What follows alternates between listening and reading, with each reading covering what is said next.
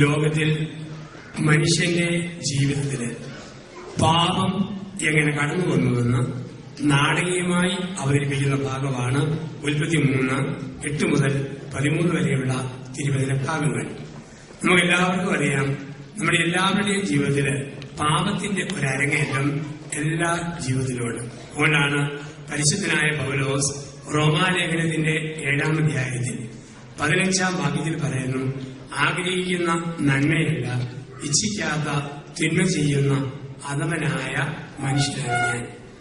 ആഗ്രഹിക്കുന്ന നന്മയല്ല, ഇച്ഛിക്കാത്ത തിന്മ ചെയ്യുന്ന അധമനായ മനുഷ്യനാണ് ഞാൻ. എല്ലാവരിലുമുണ്ട് പാപത്തിന്റെ ഒരു വലിയ അരങ്ങേറ്റം. നല്ലത് പറയണമെന്നറിയാം, പക്ഷെ പറഞ്ഞു വരുമ്പോൾ കുറ്റം പറച്ചിലായിട്ട് മാറും. നല്ലത് കേൾക്കണമെന്നറിയാം, പക്ഷെ പരദൂഷണം കേൾക്കുമ്പോഴാണ് ഒരു സന്തോഷം.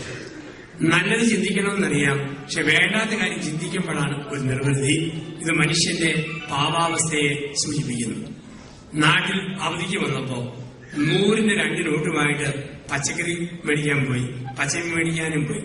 ഒന്ന് കീറി പറഞ്ഞ നമ്പർ തോർണം പോലെ ഞാന്ന് കിടക്കുന്ന പഴച്ചൻ നോട്ട്, മറ്റേത് റിസർവ് ബാങ്കിന്റെ മഷിമായാത്ത പുത്തൻ നോട്ട്. ആദ്യമേ 80 രൂപയുടെ പച്ചക്കറി മേടിച്ചിട്ട് 7 നോട്ട് കൊടുക്കും, കീറി പറഞ്ഞ് നമ്പർ തോർണം പോലെ ഞാന്ന് കിടക്കുന്ന പഴയ നോട്ട്. മറ്റേത് 5 മിനിറ്റ് കഴിഞ്ഞ് മീൻകാരൻ കൊണ്ടുപോകും. അത്ര നേരം മുറുകെ പിടിക്കാമല്ലോ. ഈ പ്രവണത നാം ഓരോരുത്തരുമുണ്ട്. സിനിമ കാണാൻ ചെന്ന് തിയേറ്ററിലിരിക്കും. ഇന്റർവ്യൂവിന് 5 മിനിറ്റ് മുമ്പ് കരണ്ടൊക്കെ പോയി. എത്ര പേര് വരും, പ്രൈസ് ദി ലോർഡ്, കരണ്ട് പോയല്ലോ. പുളിച്ച തെറിയും മുഴുത്ത കൂവലും കരണ്ട് പോകുമ്പോഴാണ്. വണ്ടി യാത്രയെ കണ്ടിട്ടുണ്ട് മനുഷ്യന്റെ സ്വാർത്ഥത. ഏറ്റുമാനൂർ ബസ് സ്റ്റാൻഡിൽ ബസ്സിനകത്തിരിക്കുമ്പോൾ ബസ് നിർത്തുക. അപ്പം 70 വയസ്സ് പ്രായമുള്ള അമ്മച്ചി ബസ്സിൽ നിറങ്ങുന്നു. കുട കക്ഷത്തി വെച്ച് പ്ലാസ്റ്റിക് കൂടി ചുറ്റിപ്പിടിച്ച് കവടി നേരെയായിട്ട് ശരിക്കും അടുക്കും കുളിക്കുക. അമ്മച്ചി ഇറങ്ങി പോകുമ്പോൾ 5 അടി ചെറുപ്പക്കാരകത്തേക്ക് തള്ളി കയറും. ഇവര് തള്ളി കയറും തോറും തള്ള പുറകോട്ട് തള്ളി മാറ്റപ്പെടുക. അമ്മച്ചിക്ക് ഇറങ്ങാൻ പറ്റുന്നില്ല. അവസാനം മടുത്തിട്ട് അമ്മ പറയുക, പൊന്നുമക്കളെ, ഒരു കാര്യം ഓർത്തോണം, നിങ്ങൾക്ക് ഈ വണ്ടിയിലല്ലാതെ വേറെ ഏത് വണ്ടിയെ വെള്ളം കയറാൻ പറ്റും.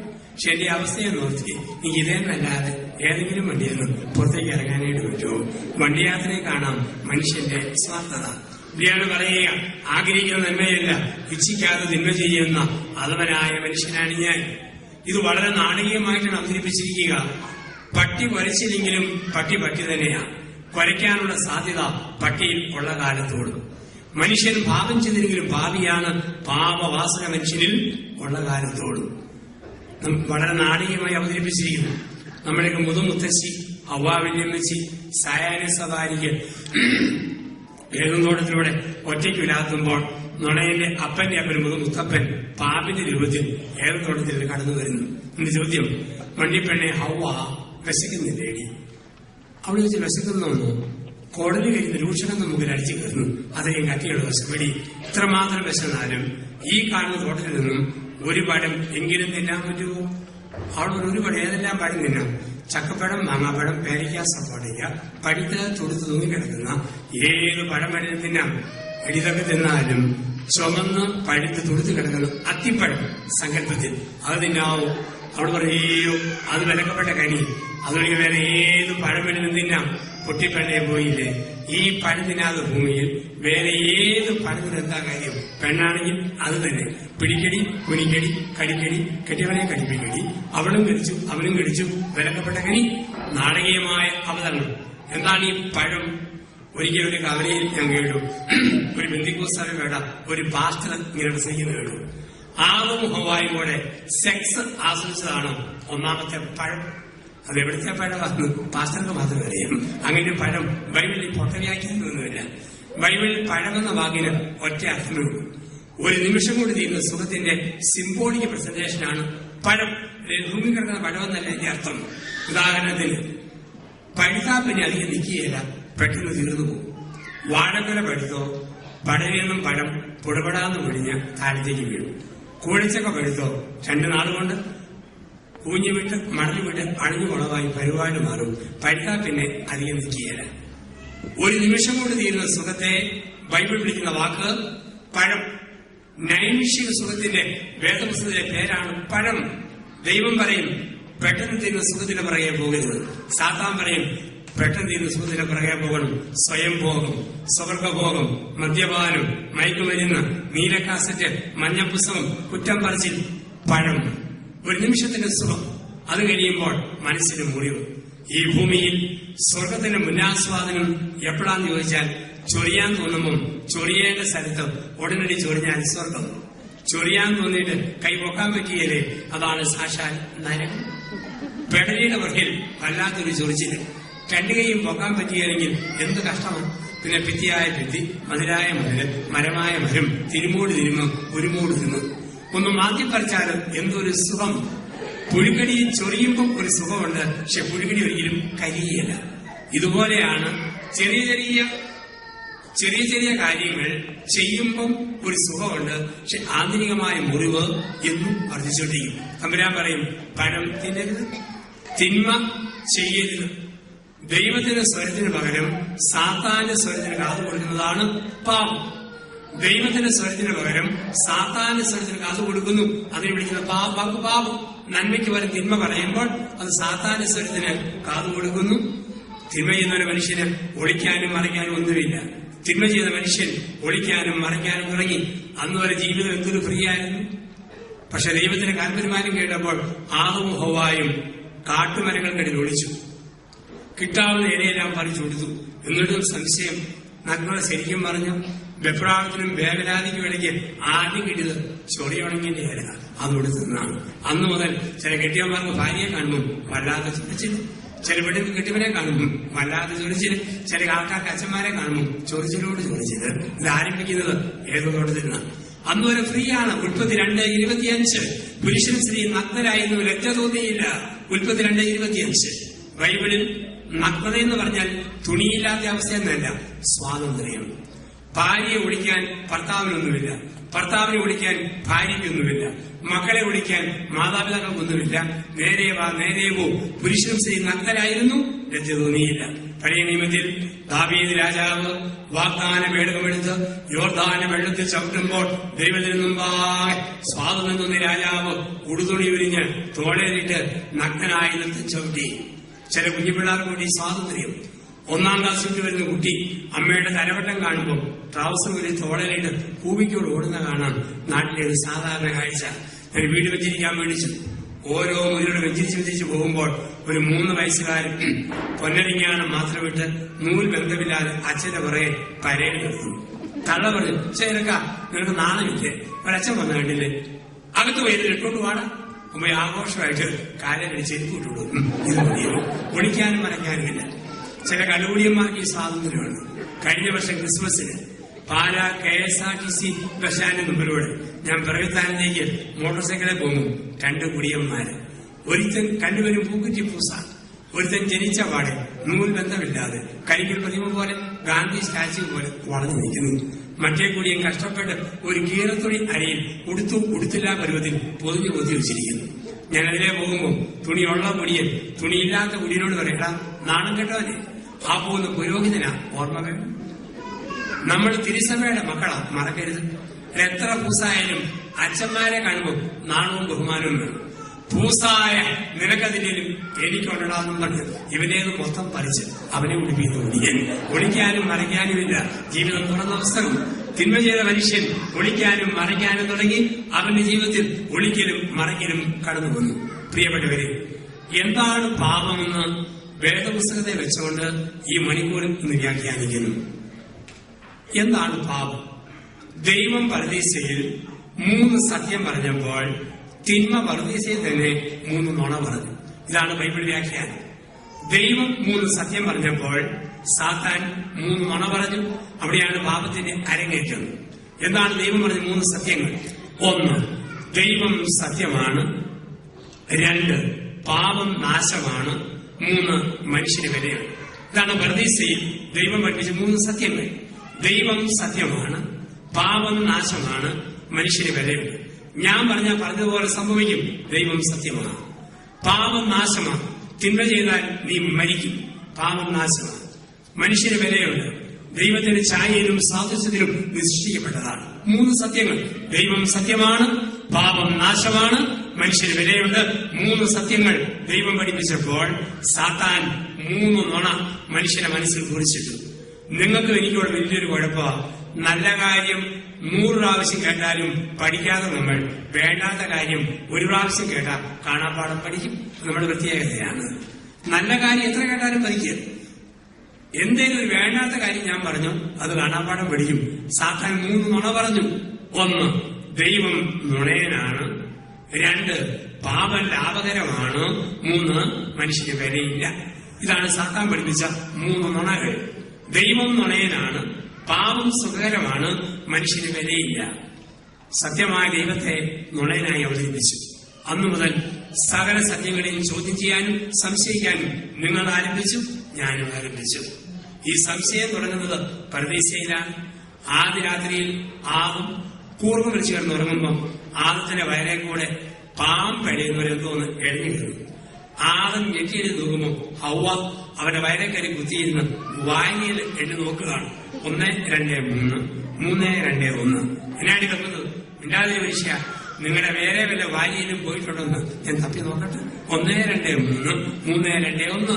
അന്നു മുതൽ ഭാര്യയെ സംശയിക്കുന്ന ഭർത്താക്കന്മാർ ഭൂമിയിൽ ജന്മമെടുത്തു. പുറത്തുപോയി തിരിച്ചു വരുമ്പോൾ നോക്കുന്നു, വേറെ ആരെങ്കിലും വന്നിട്ട് പോയിട്ടുണ്ട്. പെണ്ണുങ്ങൾക്കും സംശയം, ഭർത്താവിനെ സംശയം. യാത്ര കഴിഞ്ഞ് ഭർത്താവ് വന്ന് ഷട്ടൂരി കാറ്റിൽ കൊടുത്തിട്ടു. നമ്മുടെ നാട്ടിൽ ഭാര്യ നോക്കി പല കറുത്ത മുടിയെങ്ങാനും ഉടക്കി കിടക്കുന്നു. ഉടനെ കണ്ടാ പറയും, ഞാനും പിള്ളാരും പോവുക. ഏത് ചെറുപ്പക്കാരുടെ പുറകെ പോയെന്ന് താനിപ്പം പറഞ്ഞോളൂ. ഒരു ദിവസം നരച്ച മുടി ആ കൊള്ളാമല്ലോ. കിഴങ്ങന്മാരെ പോലും വെറുതെ വിടുകയാണ്. ഒരു ദിവസം ഒരു മുടിയൊന്നുമില്ല. അമ്പടാ കള്ള എന്നെ പറ്റിക്കാൻ പറ്റി താനേതോ കഷയ്ക്കുള്ള പെണ്ണുങ്ങളോടാ പോയെന്ന് എനിക്ക് നല്ല ഉറപ്പ്. ഈ സംശയം ആരംഭിച്ചു. സംശയം നമുക്കറിയാം. സംശയത്തിന്റെ വിത്ത് വീണാൽ തന്നെ എല്ലായിടത്തും പ്രശ്നമല്ലേ. സംശയം. ഭാര്യ ഭർത്താവിന്റെ ഷട്ടിലാക്കി തേച്ചു കൊടുത്തു. ഭർത്താവിന്റെ കണ്ണുകുരിയുടെ പുട്ടും കൊടുത്തു. താനെ ഇത്രമാത്രം ഞാൻ സ്നേഹിച്ചിട്ടു. താൻ ഈ വഞ്ചന കാണിച്ചത് എന്നാടി? തന്റെ ഷർട്ടിന്റെ പോക്കറ്റിൽ ഹെലൻ എന്ന പെണ്ണിന്റെ പേര്. ആരാണ് പോയി ഹെലൻ? ഒരടി കുട്ടി. ടൗണിൽ ചെറുപ്പം കുതിരകളുടെ പന്തയോട്ടം. ഒരു കുതിരയുടെ വില ഹെലൻ. അതിന് ഒരു 10,000 രൂപ വെച്ചു വെച്ചു. നീ ഞാൻ സംശയിച്ചത് കഷ്ടമായി പോയോട്ടോ. ക്ഷമിക്കണം, ഞാൻ ഉദ്ദേശിച്ച പെണ്ണുങ്ങളുടെ പേരാ. അങ്ങ് തീർന്നു. രാവിലെ 6 മണിക്ക് കട്ടക്കാപ്പി കൊണ്ട് കൊടുക്കുകയും ഒറ്റ അടിമോട് കൊടുത്തത് അവിടെ അടി. അതെ, തന്റെ പന്തയ കുതിര രാവിലെ 5:15 എന്നെ ഫോൺ വിളിച്ചായിരുന്നു. ഇതാണ് പ്രശ്നം. ഈ സംശയത്തിന് വിത്ത് വീണു. അവിടെ തുടങ്ങി ജീവിതം മുഴുവൻ. ഇപ്പൊ സംശയത്തിന്റെ അവസരം ഭർത്താവ് ഭാര്യയ്ക്ക് കൊടുക്കരുത്, ഭാര്യ ഭർത്താവിന് കൊടുക്കരുത്. ഒരുത്തെ കല്യാണം കഴിച്ചു. നല്ല മെഡിക്കൽ നേഴ്സിനെ, പാവങ്ങളാണ്. അവൾ അരഞ്ഞ് കഷ്ടപ്പെട്ട് പഠിച്ച് പരീക്ഷ എഴുതി അമേരിക്ക. അവിടെ ചെന്ന് 6ാം ക്ലാസ്സായി. 2 വർഷം കഴിഞ്ഞ് ഇവനെ തിരിച്ചു കൊണ്ടുപോയി. ഇവൻ സംശയ രോഗിയാണ്. ഇടയ്ക്കിടയ്ക്ക് ഫോൺ വിളിച്ച് നോക്കും, ഇവിടെ സാഹിബിന്റെ കൂടെ വല്ലതും ആണോ അതോ ഡ്യൂട്ടി റൂമിലാണോ. ഈ സൂക്കേനെ വിളിച്ചാണ് സംശയത്തിന് സൂക്കാണ്. ചെന്നപ്പോൾ സംശയം. ഇവിടെ അവിടെ ഭക്ഷണം കഴിച്ചാൽ ചുമന്ന് കൊടുത്ത് അല്ല മെഡിക്കായിട്ടിരിക്കുന്നു. ഇങ്ങനെ ഒബ്സർവ് ചെയ്യാം. രാത്രി 12 മണിക്ക് ഇങ്ങനെ അടിയെ കിടക്കുക 2 പേരും കൂടെ. ഇപ്പം പെട്ടെന്ന് ഇവിടെ ടെലിഫോൺ ഒന്ന് മിന്നി. നോക്കിയപ്പോ ഏതോ ഒരുത്തന്റെ മെസ്സേജ് വരും, ബ്യൂട്ടിഫുൾ. ഇഷ്ടപ്പെട്ടില്ല. രാത്രി 12 എന്റെ ഭാര്യ ബ്യൂട്ടിഫുൾ വിളിക്കാനാര്? 12 നോക്കി വീണ്ടും വരുന്നു, ബ്യൂട്ടിഫുൾ. കരുത്തെ പിടിച്ച് നോക്കി, തലമുടിയെ പിടിച്ചു. ആരാടി പിടിച്ചു? നിന്റെ ഈ കാമ്പ്. ഞാൻ ഇല്ലാത്ത കാലം രാത്രി 12 ബ്യൂട്ടിഫുൾ ആണെന്ന് ഞാനല്ലേ തീരുമാനിക്കുന്നത്. ആരാടി പിടിച്ചു? വലിയ പരീക്ഷ. ഇംഗ്ലീഷ് എഴുതില്ല, പറയണം ബാറ്ററി ഫുള്ളെന്ന് എഴുതി കാണിക്കുന്നു. ഈ സംശയം കൊട്ടതും പിടിച്ചതൊക്കെ ജീവിതത്തിന്റെ അവസരമാണ്. ഇപ്പം പർദീസിൽ ആരംഭിക്കുന്ന ഈ സംശയത്തിന്റെ വിത്ത് അവിടെ ആരംഭിക്കുന്ന ജീവിതത്തിൽ തകർച്ചകളായി കണ്ടുവരുന്നു. ഇപ്പം പർദീസിൽ ആരംഭിച്ച സംശയം സത്യമായ ദൈവത്തെ നുണയനായി സാത്താൻ അവതരിപ്പിച്ചു. 2, ദൈവം പറഞ്ഞു പാപം നാശകരമാണ്. സാത്താൻ പറഞ്ഞു പാപം ലാഭകരമാണ്. തിന്നു നോക്ക്, എന്തൊരു രസമാണ്. അതുകൊണ്ടാണ് മനഃപൂർവ്വം വെറുതെ വീക്ഷിക്കാത്ത തിന്മകൾ അനുകൂല സാഹചര്യത്തിൽ അതുപോലെ തിരിച്ചു വരും. 50 നോയമ്പിൽ പാല്, മുട്ട, ഇറച്ചി, മീന് ഒക്കെ ഉപേക്ഷിച്ചിട്ട് ചൊറിഞ്ഞ വർത്താനം പറയുന്നത് ആണുങ്ങളെ പെണ്ണുങ്ങളെ കണ്ടിട്ടുണ്ട്. ദുഃഖവെള്ളിയാഴ്ച ഇറച്ചി ഒരുത്തി കൂട്ടിക്കണം. നാവിനെ നിയന്ത്രിക്കണം, അതാണ് കൂടുതൽ നല്ലത്. കണ്ണിനെ നിയന്ത്രിക്കണം, കാതിനെ നിയന്ത്രിക്കണം, അതാണ് പുണ്യം. അല്ലാണ്ട് ഇറച്ചി മീനും മാറ്റിവെക്കുന്നതല്ല പുണ്യം. പുണ്യമുണ്ട്, ഇതും കൂടെ ഒപ്പം മാറ്റി വെച്ചാൽ. ഇത് മാറ്റിവെക്കാതെ ഈ ഇറച്ചി മീനും വെച്ചോണ്ട് എന്ത് കാര്യമിരിക്കുന്നു? ഏപ്രിൽ 5 കഴിഞ്ഞ് ഒരു പിശാച് പോയി 7 കൂടെ കൂട്ടിക്കൊണ്ട് വരുന്ന കാണാം. ഭയങ്കര നോമ്പ. ഭാര്യയോട് കോപിക്കുന്നതിൽ ഒരു മാറ്റമില്ല. ഭയങ്കര നോവാ. കെട്ടിയോണ്ട് കുത്തുവർത്താനം പറയുന്നതിനകത്ത് ഒരു പ്രയാസമില്ല. എന്നാ നോക്ക് ഇതൊക്കെ ചുമ്മാ വിഡ്ഢിത്തത്തിന്റെ സൈക്കോളജി സാറ്റിസ്ഫാക്ഷൻ. അർത്ഥമെന്ന് പറയുന്നത് പരമാവധി മിണ്ടാതിരുന്ന അന്തരീക്ഷ വായുവിനെ അല്പം കൂടി ശ്രദ്ധീകരിക്കുക. 50 ദിവസങ്ങളിൽ ആവശ്യമില്ലാത്ത കാര്യം കേൾക്കാതിരിക്കുക. അതാണ് ത്യാഗം. ആ ത്യാഗത്തിന്റെ കൂട്ടത്തിൽ മത്സ്യ മാംസ പറഞ്ഞു വെച്ചാൽ അതിന് പുണ്യമില്ല. ഒരു പുണ്യമുണ്ടെന്ന് ആരും പറഞ്ഞേക്കല്ല. ഇപ്പൊ ജീവിതത്തിൽ നമ്മൾ ഒരു പാപം ലാഭകരമാണ് എന്നൊരു ചിന്ത. അതുകൊണ്ടാണ് നോയമ്പ് നോക്കുന്നയാൾ നോയമ്പ് വീട് കഴിയുമ്പം പഴയ തിന്മ ആവർത്തിക്കുന്നു. എന്തുകൊണ്ടാണ് പാപം ലാഭകരം? ഇടവകയിലെ അറിയപ്പെടുന്ന കണ്ടുപിടിയൻ മത്തായി ചേട്ടൻ വികാരിച്ച് നോക്കുമ്പോഴൊന്നും മത്തായിയുടെ തുണി അരയിലില്ല, തോളയിലാണ് കാണുന്നത്. അച്ഛൻ മത്തായി മദ്യപാനത്തെ കൂശിക്കണം, മോഹങ്ങളെ പെട്ടിലാക്കണം, ഇച്ഛകളെ കലലപിച്ച് കൂടണം, ഒരു പുതിയ മനുഷ്യനായി നീ മാറണം. മത്തായി സമ്മതിച്ചു. 1 മാസം കഴിഞ്ഞ് നോക്കുമ്പോൾ മത്തായി തുണി പറിച്ച് കോലെ പൊക്കി പട്ടം പറപ്പിക്കുന്നവര് സിറ്റിയിലൂടെ നടന്നു പോകുന്നു. അച്ഛൻ മത്തായി ഞാൻ പറഞ്ഞില്ലേ, മദ്യപാനത്തെ ദൂഷിക്കണം, മോഹങ്ങളെ പെട്ടിയിലാക്കണം, ഇച്ഛകളെ കലലപിച്ച് കൂടണം, ഒന്നും ചെയ്തില്ല. അച്ഛൻ പറഞ്ഞതുപോലെ മദ്യപാനത്തെ ദൂഷിച്ചു, മോഹങ്ങളെ പെട്ടിയിലാക്കി, ഇച്ഛകളെ കലലപിച്ച് കൂട്ടി. അതെല്ലാം അവനോടൊപ്പം 3-ാം ദിവസം ഉയർത്തുവന്നു നിത്യകാലം ജീവിക്കാനായിട്ട്. മനഃപൂർവ്വം വെറുത്തുപേക്ഷിക്കാത്ത തിന്മകൾ അനുകൂല സാഹചര്യത്തിൽ അതുപോലെ തിരിച്ചു വരും. കള്ളിന്റെ മണമടിച്ചാൽ പോക്കാനിരിക്കുന്ന വികാരിയസ് കള്ളിനകത്ത് മാമോദിസം മുങ്ങി തപ്പിയാൽ 2 പേരും കൂടെ വീട് വെച്ചിരിപ്പിന് പോയി. വെച്ചിരിപ്പ് വഴി തിരിച്ചു വരുന്നത് കള്ള് ഷാപ്പിന്റെ മുറ്റത്തൂടെ. ഷാപ്പിന്റെ മുറ്റത്ത് വന്നപ്പോൾ അച്ഛൻ മൂക്ക് പൊത്തി. കുടിയനായ കപ്പിയാല് മൂക്കും വായും ഒരുമിച്ച് പൊത്തി. പള്ളിമുറികൾ അച്ഛൻ ചൊല്ലിയെന്തിനാടാ കുടിയനായ നീ മൂക്കും വായും പൊത്തിയത്? അവൻ ചോദിച്ചു, അച്ഛൻ എന്തിനാ മൂക്ക് പൊത്തിയത്? അച്ഛൻ പറഞ്ഞു, വൃത്തികെട്ട നാറ്റം മൂക്കിൽ കയറാതിരിക്കാൻ ഇതിനെ മൂക്കും വായും പൊത്തിയത്. പൊന്നച്ച കാര്യ നാറ്റം പോകാതിരിക്കാൻ. കാരണം പാപം ലാഭകരമാണ്, പാപം സുഖകരമാണ്. വീണ്ടും സാത്താൻ പറഞ്ഞു, നിനക്ക് വിലയില്ല. ദൈവം പറഞ്ഞു, നീ വിലപ്പെട്ടവന് അമൂല്യനുമാണ്. സാത്താൻ പറഞ്ഞ വിലയില്ല. പക്ഷിക്ക് കൊത്താമെങ്കിൽ, പശുവിന് കടിക്കാമെങ്കിൽ, മൂലിക്ക് ചടയ്ക്കാമെങ്കിൽ, എരുമയ്ക്ക് നുണയാമെങ്കിൽ നിനക്കും ചെയ്തുകൂടെ? മൃഗം ചെയ്തു നോക്ക്, നിനക്കും ചെയ്തുകൂടെ? മനുഷ്യന്റെ വില വെറും മൃഗത്തിന്റെ വില. മൃഗത്തിന്റെ വിലയല്ലല്ലോ മനുഷ്യന്റെ വില. ഇറച്ചി കണ്ടാൽ പട്ടി ചാടി വീഴും, കരിമ്പ് കണ്ടാൽ ആന ചവിട്ടി മതിക്കും, വൈകോല് കണ്ടാൽ എരുമ ചാടി വീഴും. പക്ഷേ ആഹാരത്തിന് മുമ്പിൽ നിരാഹാരം ഇരിക്കാൻ നിങ്ങൾക്ക് പറ്റും. കല്യാണത്തിന് മുമ്പിൽ കന്യാവ്രതം പാലിക്കാൻ നമുക്ക് പറ്റും. കാരണം മനുഷ്യൻ സൃഷ്ടിയുടെ പകടമാണ്. ദൈവം പറഞ്ഞു വിലപ്പെട്ടവനാണ്, സാത്താൻ പറഞ്ഞു വിലയില്ല. എങ്കിൽ പ്രിയപ്പെട്ടവരെ, വേദപുസ്തകത്തിലെ സകല പാപങ്ങളെയും 3 തലക്കെട്ടിന് കീഴിൽ നമുക്കിങ്ങനെ സംഗ്രഹിക്കാം.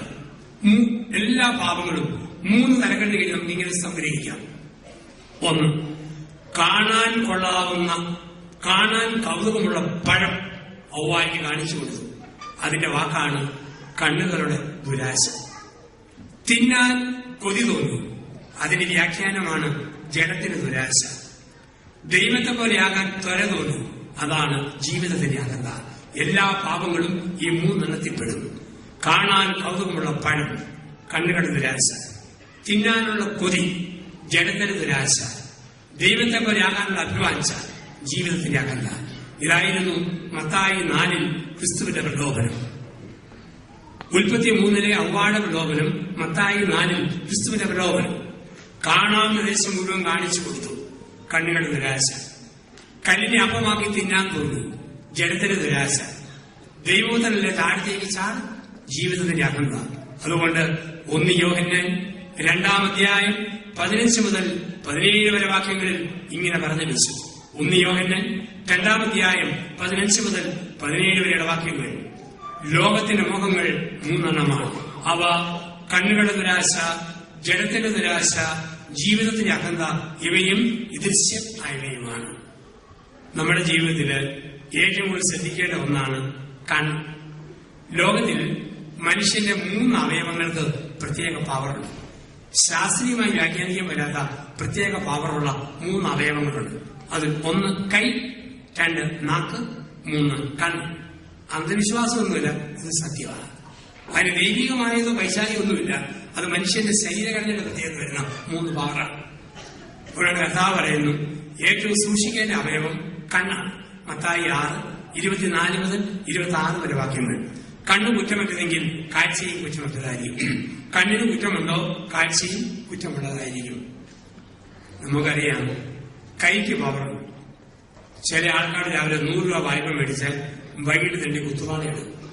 ചിലരോട് 100 മേടിച്ചാൽ 500 പൊരിക്കും, കൈപ്പൊഴിയും. ചില ആന്റിമാരി കോഴിക്കറി വെച്ചാൽ ചട്ടിയുടെ മൂടും കൂടെ പഠിച്ച് നക്കാൻ തോന്നും, അത്രയും നല്ല രുചി. ചില പെണ്ണുങ്ങൾ ഇതേ മസാലയുടെ കറി വെച്ചാലും അത് വിറവോളി അരമിട്ടതുകൊണ്ടേക്കും ഒരു ടേസ്റ്റുമില്ല.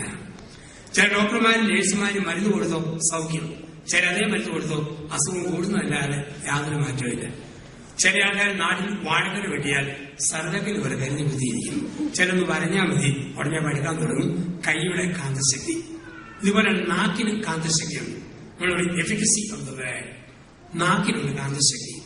ചില ആൾക്കാർ പറഞ്ഞിരിക്കുക, ഞാൻ ധ്യാനിപ്പിൽ ചെല്ലുമ്പോൾ ആശ്രമത്തിൽ ഭക്ഷണം ഉണ്ടാക്കുന്ന ചേച്ചി പറയും, അച്ഛനൊരു ഭാഗ്യവാന് ലോകം മുഴുവൻ പറന്നു ധ്യാനിപ്പിക്കുക, ഒരു ക്ഷീണമില്ലല്ലേ, മൊയലുമുഞ്ഞിന് കൂടാണല്ലോ ഓടി ഓടി നടക്കുന്നത്. അന്ന് രാത്രി 8:30 ജപ്പാൻ ജനം, ഡെങ്കിപ്പനി, ചിക്കൻ കുനിയ ആ രാത്രി തന്നെ എത്തുന്നു. മാവേ നോവിടുത്തും മാങ്ങായ പറഞ്ഞു തീർന്നില്ല, മാവ് മൂടെ ഒഴിഞ്ഞിട്ടുള്ള കാലം കിടക്കുന്നു. ചിലരുടെ നാക്കിന് പ്രത്യേകതയാണ്, ചില കണ്ണിന് കാന്തശക്തിയാണ്. അവിടെ ചില കെട്ടിടം പണിയും ആദ്യം ബൊമ്മ, പിന്നെ ഭിത്തി. ചില ഭിത്തിയൊക്കെ ഭിത്തി പോലും വിട്ടുപോകും. പച്ചക്കറി തൊഴിൽ ആദ്യം കോലം, പിന്നെ കോവയ്ക്ക. ചില കോവയ്ക്ക പുഴുത്തു പോകും. ചില കണ്ണിന് പ്രത്യേക ശക്തിയുണ്ട്. ഒരു മനുഷ്യൻ നോക്കിയാലിരിപ്പത്, പറഞ്ഞാൽ അതിനേക്കാൾ ഇരിപ്പത്. അയൽവാസി 500 രൂപ കൊടുത്തിട്ട് പറഞ്ഞു, എന്റെ കൂടെ വാ, അയൽവക്കത്തെ വീട്ടിലൊരു എരുമ, 7 ലിറ്റർ പാല്, ചെമ്പുകരം പോലത്തെ അകിടെ നോക്കിയിട്ട് എല്ലാം കുടിച്ച പാലാന്ന് പറഞ്ഞാൽ മതി, 500 രൂപ. അസൂയിക്ക് കൊടുത്തതാണ്. ചിലപ്പോൾ തൊഴുത്തിൽ എരുമയില്ല, അങ്ങ് ദൂരെ കാപ്പിത്തോട്ടത്തിൽ എരുമ നിൽക്കുന്നു. കാശ് കൊടുത്ത ആൾക്ക് നഷ്ടമല്ലേ. അയാൾ നോക്കിയിട്ട് പറഞ്ഞു, ഒന്ന് ചെല്ലി നോക്കി, എരുമയുടെ പാല് കാണുന്നുണ്ടോ? ഇല്ല. ഒന്ന് ഞെളിഞ്ഞു നോക്കിയില്ല, ഒന്ന് മാറി നോക്കിയില്ല. 3ാമത് നോക്കിയപ്പം എരുമയെ കണ്ടു. കണ്ടല്ലേ കണ്ടു. എരുമയോടെ നിൽക്കട്ടെ, ചേട്ടന്റെ കാഴ്ചശക്തി അപാരമാണെന്ന് പറഞ്ഞു. അവൻ പൊട്ടക്കണ്ണനായിട്ട് മാറിയെന്നാണ് പറയുക. ഇതിനകത്ത് പുണ്യമോ പാപമൊന്നുമില്ല, ഇതിലുണ്ട് ഒരു തരംഗമുണ്ട്. ചില മനുഷ്യന്റെ ശരീരത്തിൽ തരംഗ വ്യത്യാസമാണ്. ഒരു വീട്ടിൽ 5 പേരുണ്ട്, ചില ഒരാളുടെ ദേഹത്ത് കാണും ഈ തരംഗം. ഉദാഹരണം, ചില ശരീരത്തിലെ രക്തങ്ങൾ തേനീച്ചയ്ക്ക് ഇഷ്ടമാണ്. എവിടെ കണ്ടാലും തേനീച്ച അവരെ ഓടിച്ചിട്ട് കുത്തും. ചില പാമ്പ് ഓടിച്ചിട്ട് കുത്തും, പട്ടി ഓടിച്ചിട്ട് കഴിക്കും. ചില ശരീരത്തിന് പ്രത്യേകതയുണ്ട്. ചില കുടുംബത്തിലൊരു തരംഗമുണ്ട്, അവിടെ അപകടമരണം നിരന്തരമായിട്ട് വരും. ചില വളവുകളിൽ ഒരു തരംഗമുണ്ട്, വണ്ടി അപകടങ്ങൾ അവിടെ സംഭവിക്കും. ഇതിന് ശാസ്ത്രീയമായ വ്യാഖ്യാനമൊന്നുമില്ല, വിവരിക്കാൻ മേലാത്ത ഒരു തരംഗം. പിന്നെ നമ്മൾ കൊന്തയിൽ പ്രാർത്ഥിച്ച് വചനമൊക്കെ വായിച്ച് ഒരു പോസിറ്റീവ് എനർജി, ഊർജം നമ്മൾ സൃഷ്ടിച്ചെടുത്ത് ഈ നെഗറ്റീവ് തരംഗങ്ങളെ നമ്മൾ അതിജീവിക്കാൻ പഠിക്കണം. എനിക്ക് രക്ഷയില്ലാത്തവർ ഓടുന്നതിന് അർത്ഥമില്ല. ഇങ്ങനെയുള്ള നമ്മുടെ ഒരു വിൽ പവർ കൊണ്ടും ആത്മീയ ശക്തി കൊണ്ടും അതിജീവിക്കാൻ നമ്മൾ പഠിക്കണം. ചില ശരീരത്തിൽ ഇടിമിന്നൽ, വാഗമൺ മലയിൽ 20 വട്ടം നിന്നും നടുക്കത്തെ ആളെ മാത്രം ഇടിമിന്നലിൽ കഴിച്ചു കളഞ്ഞു.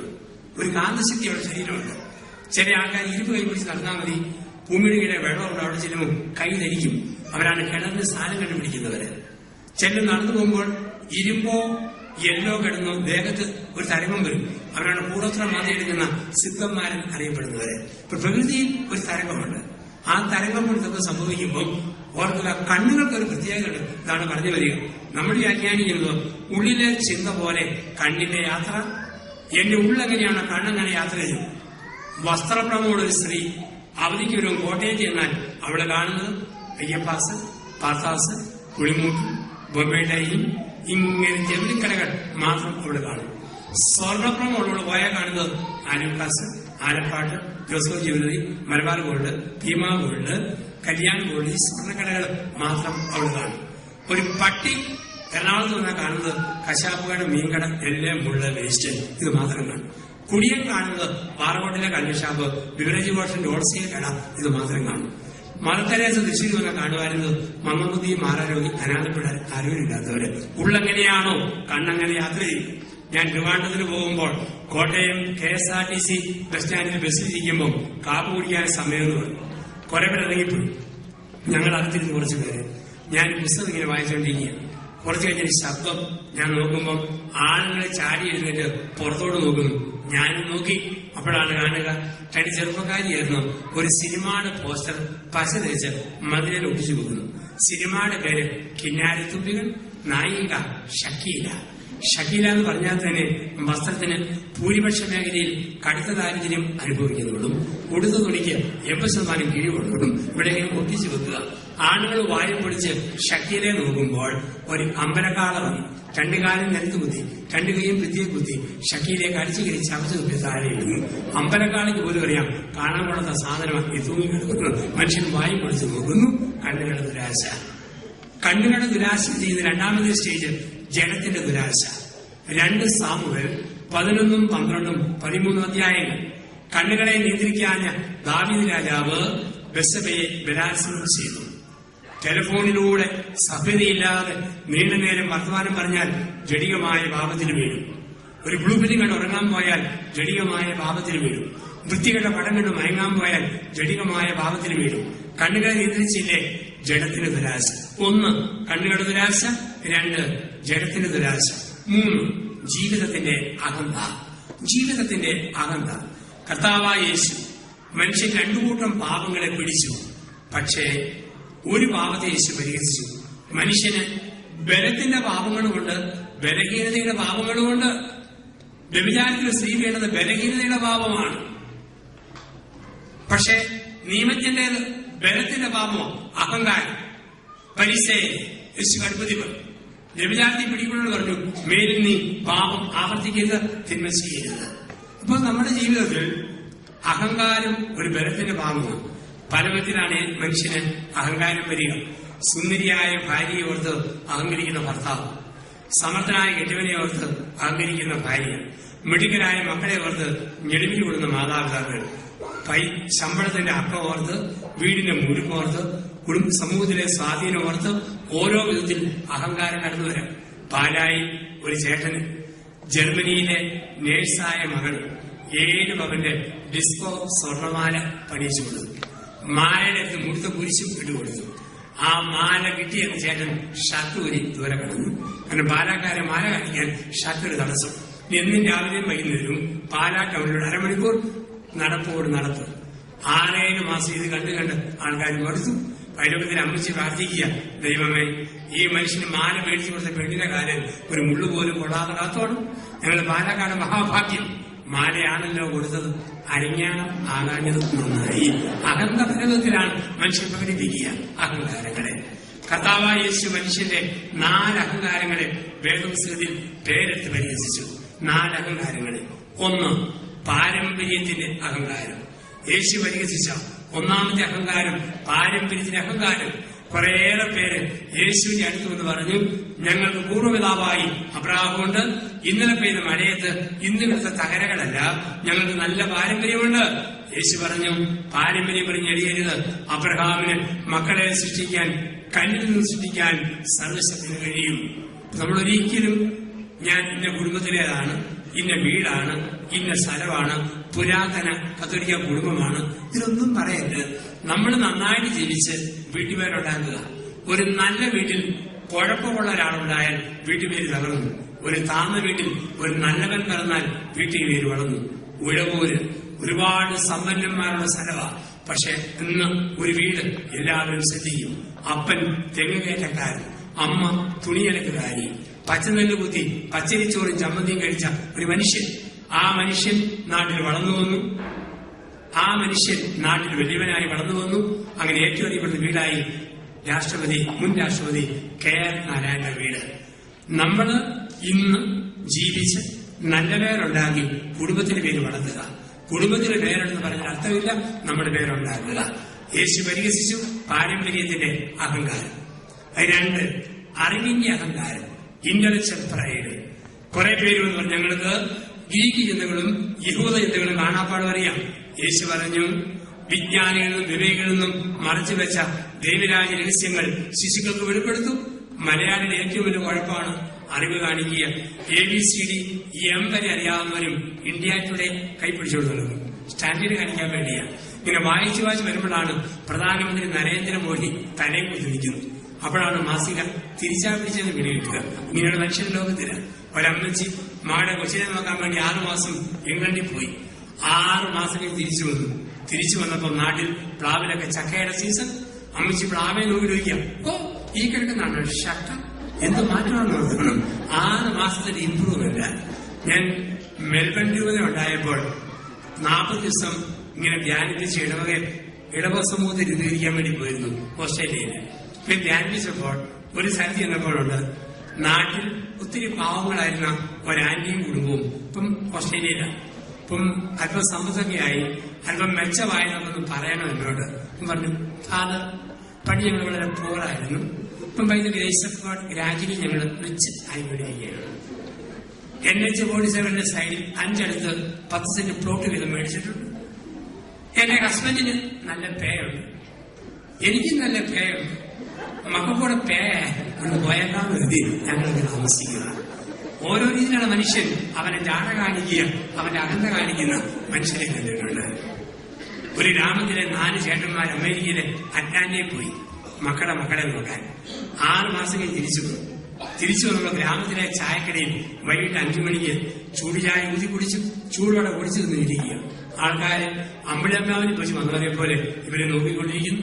ഇവര് ഷർട്ടിന്റെ ഒരുപാട് ബട്ടൺസ് പിടിച്ച് രോമത്തിന് പറഞ്ഞ മാല വെള്ളെ പൊക്കി അവിടെ പൊക്കി പിടിച്ച് ഗ്ലാസ് അടിക്കടി ഊതി കുടിച്ച് ഇരിക്കുക.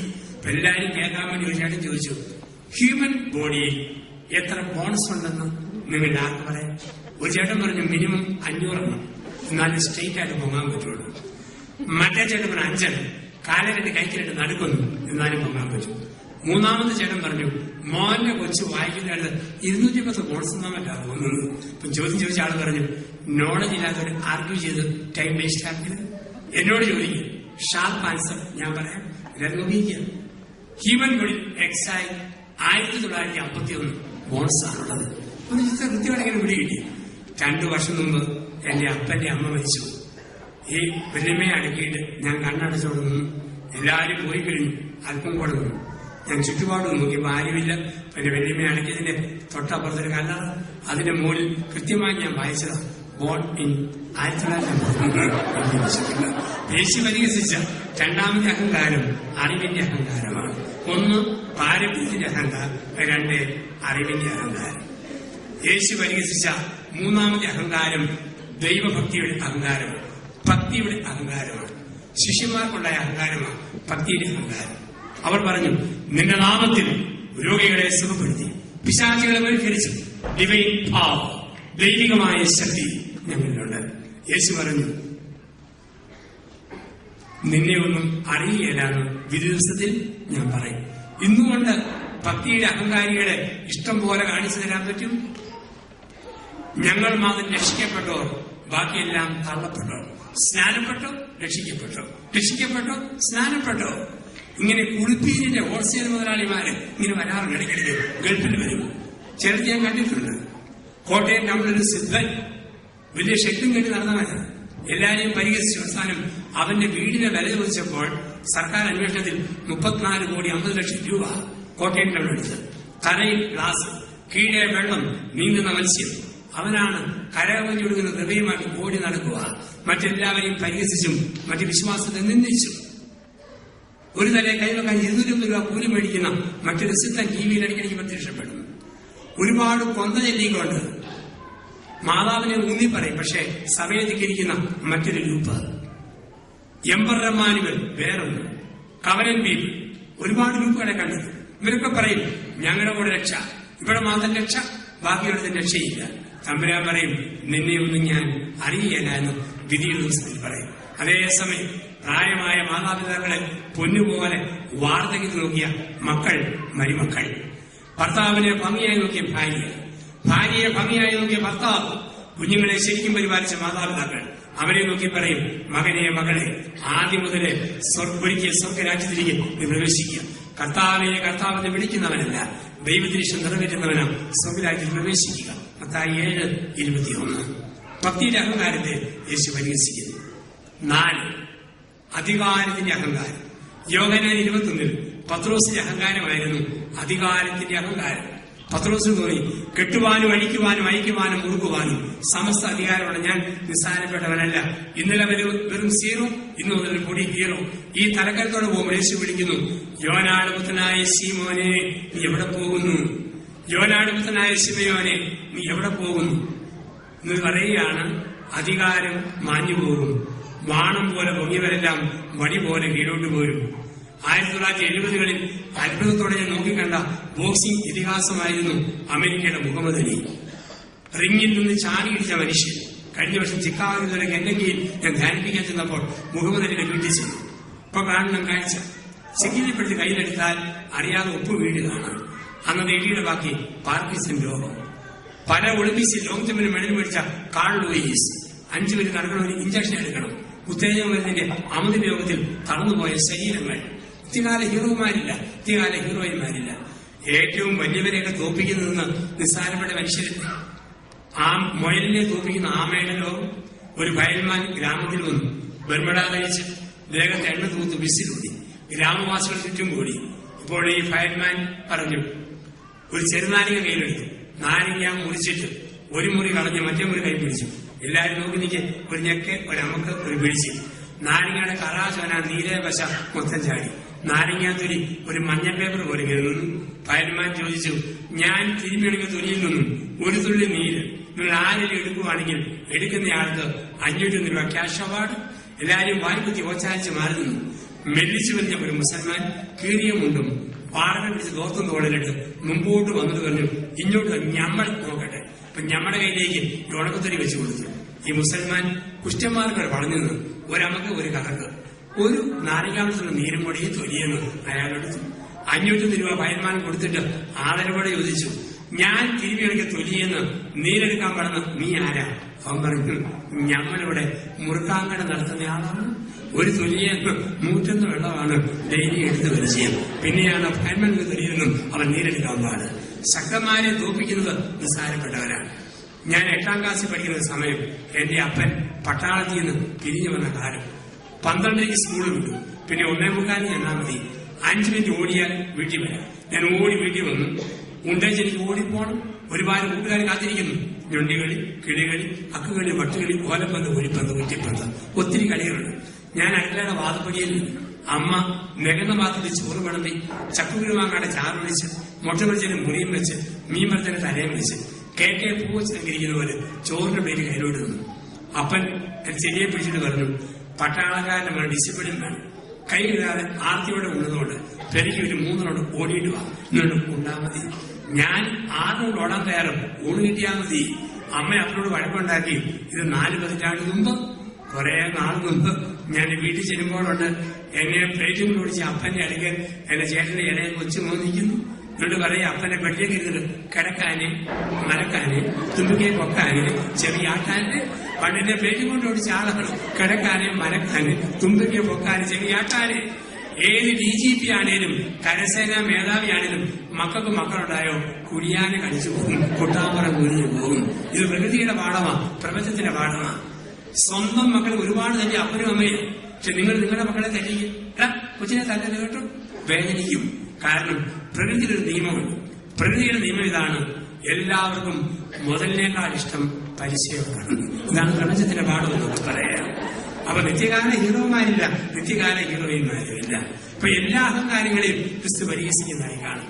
പ്രിയപ്പെട്ടവരെ, അങ്ങനെയെങ്കിൽ പാപത്തിന്റെ മറ്റൊരു വ്യാഖ്യാനം കൂടെ ആഴമാണ് മനസ്സിൽ പതിക്കാം. എന്താണ് പാപം എന്ന് ചോദിച്ചാൽ ഉൽപ്പത്തി 3:8 മുതൽ 13 വരെ വാക്യങ്ങളിൽ 4 വ്യാഖ്യാനങ്ങൾ മനസ്സിലേക്ക് കൊണ്ടുവരികയാണ്. 1, പാപം ആകാശം ചുരുങ്ങുന്നതാണ്. പാപം എന്ന് പറയുന്നത് ആകാശം ചുരുങ്ങുന്നതാണ്. ആദ്യ മാതാപിതാക്കളുടെ ആകാശം വളരെ വിശാലമായിരുന്നു. ചിത്രശലഭത്തെ പോലെ പറന്നു നടന്ന ആദ്യ മാതാപിതാക്കൾ, പക്ഷെ തിന്മ ചെയ്തപ്പോൾ അവിടെ ആകാശം ചുരുങ്ങിപ്പോയി, കാട്ടുമരങ്ങൾക്കിടയിൽ ഒളിച്ചു. ഇന്ന് ഈ ധ്യാനത്തിന്റെ ഈ രാത്രിയിൽ ദൈവമായ കർത്താവ് ചോദിക്കുന്നു, മകനെ, മകളെ, നിന്റെ ആകാശം ചുരുങ്ങിപ്പോയോ? ഏതെങ്കിലും കാരണത്താൽ ഭാര്യ വീട്ടുകാരോട് പിണങ്ങിയിരിക്കുന്ന ഭർത്താവാണെങ്കിൽ അവന്റെ ആകാശം ചുരുങ്ങിപ്പോയി. ഏതെങ്കിലും കാരണത്താൽ ഭർത്താവിന്റെ വീട്ടുകാരോട് പിണങ്ങിയിരിക്കുന്ന ഭാര്യയാണോ അവിടെ ആകാശം ചുരുങ്ങിപ്പോയി. ഏതൊരു അച്ഛനോടുള്ള പിണക്കത്തെ പ്രതി പള്ളിയെയും പട്ടക്കാരിൽ നിന്നും ഉപേക്ഷിച്ച് മാറി നിൽക്കുന്നു, ആകാശം ചുരുങ്ങിപ്പോയി. അവധിക്ക് ചെല്ലുമ്പോൾ പോലും ചില ബന്ധുവീടിൽ പോവുകയില്ല, ചില അയൽപക്കത്ത് പോവുകയില്ല, പിണക്കം, ആകാശം ചുരുങ്ങിപ്പോയി. എങ്കിൽ 2015 നോമ്പുകാല ധ്യാനം പറയുന്നു, ചുരുങ്ങിപ്പോയ ആകാശത്തെ വിശാലമാക്കുക. ആരെയും വെറുക്കാതിരിക്കുക, ആരോടും പിണങ്ങാതിരിക്കുക, പരിഗണിക്കാതിരിക്കുക. എന്റെ ആകാശം സ്വതന്ത്രമാകും. 2, പാപം ഒരു മറവിയാണ്. പാപം ഒരു മറവിയാണ്. 2 കാര്യങ്ങളെ മറക്കാം. 1, വന്ന വഴികളെ മറക്കുക. 2, എത്തേണ്ട നിയോഗങ്ങളെയും മറക്കുക. വന്ന വഴികളെ മറക്കാം, എത്തേണ്ട നിയോഗങ്ങളെയും മറക്കാം. ആദ്യ മാതാപിതാക്കളെ ദൈവം സൃഷ്ടിച്ചതും പരിപാലിച്ചതും വന്ന വഴികൾ മറന്നു, എത്തേണ്ട ലക്ഷ്യം മറന്നു. വഴികളിൽ ആരെല്ലാം വന്ന വഴികൾ മറന്നു? ദൈവം ചോദ്യം ചെയ്തു. പണ്ട് ഹാഗാറിന് ഇസ്മയിൽ ഉണ്ടായപ്പോൾ വന്ന വഴി മറന്നു. സാറായെ ധിക്കരിച്ച് അഹന്തയോടെ നടന്നു നീങ്ങുമ്പോൾ ദൈവം വിളിച്ച വാക്കുണ്ട്, സാറായുടെ ദാസിയായ ഹാഗാറെ നീ എവിടെ പോകുന്നു? ഏത് ഇസ്മയിലിന്റെ അമ്മയാണേലും നീ ദാസിയാണ്. വന്ന വഴികളെ മറക്കരുത്. പത്രോസ് ആദ്യത്തെ പോപ്പാണെന്ന് പറഞ്ഞ് ഞെളിഞ്ഞു നടക്കുമ്പോൾ വിളിച്ച വാക്ക്, യോനായുടെ പുത്രനായ ശീമോനെ, നീ ഏത് മാർപ്പാപ്പയാണേലും നിന്റെ അപ്പന്റെ ദേഹത്തുള്ള മത്തിയുടെ ഉടുമ്പിന്റെ മണം നീ മറക്കരുത്. വന്ന വഴികളെ മറക്കുന്നത് പാപമാണ്. ഞാൻ കണ്ണാടി നോക്കി കുലുങ്ങിച്ചിരിച്ചുകൊണ്ട് മൂളിപ്പാട്ടും പാടി മുടിയിരുന്നു. ലോകം മുഴുവൻ ഓടുന്ന അച്ഛൻ അങ്ങനെ ഞെളിയുമ്പം തമ്പുരാന്റെ വിളി, പുത്തമ്പനിക്ക് കുഞ്ഞിയേപ്പയുടെ മോനായ യോസഫെ ഞെളിയരുത്. നീ ഏത് ജ്ഞാനഗുരുവാണേലും നിന്റെ അപ്പന്റെ ദേഹത്തുള്ള ഒട്ടുപാലിന്റെ മണം നീ മറക്കരുത്. 50,000 കെട്ടി കൈപ്പിടിക്കുമ്പോൾ പണ്ട് 50 രൂപ ഇല്ലാഞ്ഞ കാലത്തെ മറക്കരുത്.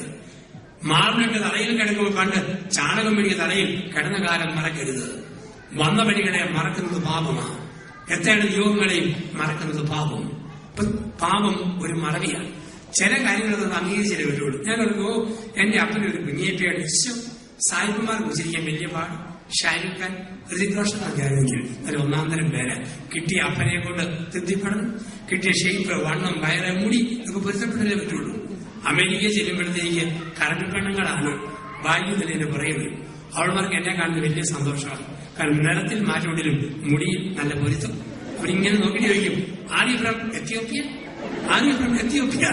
നമുക്ക് നാട് മറക്കാൻ പറ്റുമല്ലോ. അയാൾ വന്ന് ലാൻഡോട് തപ്പിയോട്ട് പറഞ്ഞേ പറ്റത്തുള്ളൂ. ഞാൻ ഓർക്കുക, ഈ പുത്തമ്പരിയിൽ വീട്ടുപേർ എന്തൊരു കഷ്ടമാണ്. സായി ഈ എയർപോർട്ടിലൊക്കെ ചിലപ്പം പേടി വിളിക്കുന്ന നമുക്ക് തന്നെ സങ്കടം തോന്നും. നമ്മുടെ ഇവിടെ ഇങ്ങനെയൊക്കെ ആക്കി കളഞ്ഞല്ലോ. ഞാൻ ആദ്യമായിട്ട് അമേരിക്കയിൽ പോകുന്നു. ഹ്യൂസ്റ്റന് പള്ളിയുടെ വെച്ചിട്ട് ധ്യാനിക്കുകയായിരുന്നു. അത്രയും വലിയ എയർപോർട്ട് ആദ്യമായിട്ട് ഇത് കണ്ടു പരിചയമില്ല. അപ്പൊ ഞാനവിടെ ചെല്ലുമ്പോൾ ഇറങ്ങി ചെന്നേച്ച് അറേബ്യയിലെ പറഞ്ഞാൽ ഭാഗ്യം നോക്കി ഡിപ്പാർട്ട്മെന്റ് അങ്ങോട്ട് പോയി. ആൾക്കാരെ നോക്കി നിൽക്കുക. അപ്പൊ എല്ലാവർക്കും ടെൻഷൻ. കുറച്ച് കഴിഞ്ഞിട്ട് announcement, attention please, father Joseph from India. 3 പ്രാവശ്യം പറയും, father Joseph from India, father Joseph from India with long surname please come to the office. കാരണം സാഹിബ് 7 ജന്മം വരുന്നാൽ ഈ വീട്ടുപേര് ഉച്ചരിക്കാൻ പറ്റുകയല്ല. അപ്പൊ കിട്ടിയത് നമ്മൾ പൊരുത്തപ്പെടലേ പറ്റുള്ളൂ. കിട്ടിയ ലോകത്തിന് പൊരുത്തപ്പെട്ടേ പറ്റൂ. നമ്മൾ വന്ന വഴികളെ മറക്കുന്നത് പാപം, എത്ര ജീവങ്ങളെയും മറക്കുന്നത് പാപം. അപ്പം പാപം ആകാശം ചുരുങ്ങുന്നതാണ്. 2, പാപം ഒരു പടിയിറക്കമാണ്. 3, പാപം മറവി. 3, പാപം ഒരു പടിയിറക്കമാണ്. 1, പാപം ആകാശം ചുരുങ്ങുന്നതാണ്. 2, മറവിയാണ്. 3, പടിയിറക്കമാണ്. Sin is a descending process. പാപം ഒരു പടിയിറക്കമാണ്. പടിയിറക്കമാണ്. ധൂർത്തപുത്രൻ അപ്പന്റെ വാതിലിറങ്ങി പന്നിപ്പിഴിച്ചു നിന്നു. ആദ്യ മാതാപിതാക്കൾ പർദീസായുടെ വഴിവാതിൽ ഇറങ്ങിപ്പോയി. പാപം ഒരു പടിയിറക്കമാണ്. പടിയിറക്കം എന്ന് പറഞ്ഞാൽ ലോകത്ത് ഒരു ജീവിതാന്തസ് ദൈവം എല്ലാവർക്കും വെച്ചിട്ടുണ്ട്. അതിന് ചേരാതെ ജീവിതം നയിച്ചാൽ അതിന് പിടിക്കുന്ന വാക്ക് പടിയിറക്കം. ഒരു ജീവിതാവസ്ഥ ദൈവം തന്നിട്ടുണ്ട്. അതിന് ചേരാതെ ജീവിതം നയിച്ചാൽ അത് പടിയിറക്കം. കല്യാണം കഴിച്ചു കഴിഞ്ഞിട്ട് പിന്നെ വെറുതെ അയഞ്ഞ ജീവിതം ഒരു പുരുഷൻ നയിക്കരുത്, ഒരു സ്ത്രീ നയിക്കരുത്. ഭർത്താവിന്റെ ഗൗരവം വേണം, അപ്പന്റെ സീരിയസ്നെസ് വേണം, അമ്മയുടെ ഗൗരവം വേണം, അമ്മയുടെ ഇരുത്തം വേണം. പട്ടം കിട്ടി അച്ഛൻ വരുന്നത് പട്ടവും പറപ്പിച്ച് നടക്കരുത്. ഒരച്ഛന് അച്ഛന്റെ ഗൗരവം വേണം, ഉത്തരവാദിത്വം വേണം. അതിൽ നിന്ന് പോയാൽ പാപം ഒരു പടിയിറക്കമാണ്. അതുകൊണ്ടാണ് മനഃശാസ്ത്രം പറയും, sin is a Stockholm syndrome. Sin is a Stockholm syndrome. എന്താ സ്റ്റോക്ക്ഹോം? സ്കാൻഡിനേവിയൻ രാജ്യങ്ങൾ 3 നോർവേ, ഡെൻമാർക്ക്, സ്വീഡൻ. സ്വീഡന്റെ ക്യാപിറ്റൽ നമ്മൾ പറയും സ്റ്റോക്ക്ഹോം. ഈ സ്റ്റോക്ക്ഹോമിൽ ഒരു ബാങ്കുണ്ട്, സ്വിറ്റ്സർലൻഡിലെ സ്വിസ് ബാങ്ക് പോലെ. കള്ളപ്പണം ആർക്കും നിക്ഷേപിക്കാം. അവിടെ സ്റ്റോക്ക്ഹോമിൽ 50 പേർ ജോലി ചെയ്യുന്ന ഹെഡ് ഓഫീസ് കുറച്ച് ഭീകരന്മാർ അടിച്ചു കയറി ബോംബും തൂക്കുമായിട്ട് ജോലിക്കാരെ ബന്ദികളാക്കി. സെക്യൂരിറ്റി വളഞ്ഞപ്പം പറഞ്ഞു, നിങ്ങൾ കയറി വന്നാൽ ബോംബ് വെച്ച് ഞങ്ങൾ ബാങ്കിൽ തകർന്നു. എല്ലാവരും ഇങ്ങനെ നോക്കി നിൽക്കുമ്പോൾ ഒരാഴ്ചക്കാലം ചർച്ച നടക്കുകയാണ്. ഒരാഴ്ചയ്ക്ക് ശേഷം ഭീകരന്മാരെ നിരുപാധികം കീഴടങ്ങാൻ മനസ്സ് കാണിച്ചു. സെക്യൂരിറ്റിക്കാരകത്ത് കയറി വന്നപ്പോൾ അത്ഭുതപ്പെടുത്തുന്ന ഒരു കാഴ്ച വന്നു. ഈ ഒരാഴ്ച കൊണ്ട് ബാങ്കിലെ ചില സ്ത്രീകളായ ഉദ്യോഗസ്ഥരും ഭീകരന്മാരും തമ്മിൽ ഒരാഴ്ച കൊണ്ട് ഒരു പ്രേമബന്ധം ആരംഭിച്ചു കഴിഞ്ഞു. കയറി ചെല്ലുമ്പോൾ ചീട്ട് കളിക്കുന്നു, ചെസ് കളിക്കുന്നു, കൊറിക്കുന്നു, വെടിയും സ്വറയും പറഞ്ഞിരിക്കുന്നു.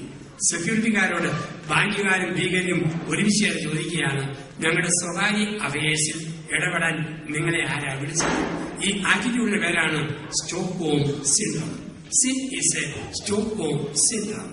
ഏതൊന്നിനെ എതിർക്കാൻ വിളിക്കപ്പെട്ടോ അതിന്റെ അടിമയായിട്ട് ഞാൻ തന്നെ മാറുക. ഇതിന് വിളിക്കുന്ന വാക്ക് പാപം ഒരു പടിയിറക്കമാണ്, സ്റ്റോക്ക്ഹോം സിൻഡ്രോമാണ്. 4. പാപം 4 ബന്ധങ്ങളിൽ വീഴുന്ന മുറിവാണ്. പാപം എന്ന് പറയുന്നത് 4 ബന്ധങ്ങളിൽ വീഴുന്ന മുറിവാണ് പാപം. ഏതാണ് 4 ബന്ധങ്ങൾ? 1. ദൈവമനുഷ്യ ബന്ധം. ആവാം നീ എവിടെയാണ്? ദൈവവുമായുള്ള ബന്ധം മുറിഞ്ഞു പോയോ അത് പാപമാണ്. പ്രാർത്ഥനയിൽ നിന്നും, കുമ്പസാരത്തിൽ നിന്നും, കുർബാനയിൽ നിന്നും, വേദോത്സവായിൽ നിന്നും, വാർഷിക ധ്യാനിൽ നിന്നും പോയി ദൈവവുമായി ബന്ധം മുറിയുമ്പോൾ ദൈവം ചോദിക്കും, ആവാം നീ എവിടെ? ഉൽപ്പത്തി 3:9. ഈ ലോകത്തിലെ ആദ്യത്തെ ചോദ്യം ഏതാണ്? തോട്ടത്തിൽ യുഹാദിയിൽ മനുഷ്യൻ പരദീസയുടെ കന്യമണിൽ ഉയർന്ന ചോദ്യമാണ്, ആവാം നീ എവിടെ? നിങ്ങൾ എന്നോട് ചോദ്യം ചോദിക്കുന്നത് എന്നെക്കുറിച്ചുള്ള നിങ്ങളുടെ അറിവ് വർദ്ധിക്കാൻ വേണ്ടി. ഞാൻ നിങ്ങളോട് ചോദ്യം ചോദിക്കുന്നത് നിങ്ങളെക്കുറിച്ചുള്ള എന്റെ അറിവ് വർദ്ധിക്കാൻ വേണ്ടി. പക്ഷെ ദൈവം മനുഷ്യനോട് ചോദ്യം ചോദിക്കുന്നത് അറിവ് വർദ്ധിക്കാൻ വേണ്ടിയല്ല, മനുഷ്യന്റെ ആത്മശോധനയ്ക്ക് വേണ്ടിയാണ്. ഇന്ന് രാത്രി എന്റെ ജീവനെ എടുത്താൽ എന്റെ നിത്യത എവിടെ? ആവം നീ എവിടെ? ദൈവമനുഷ്യമെന്ന് മുറിഞ്ഞുപോയോ?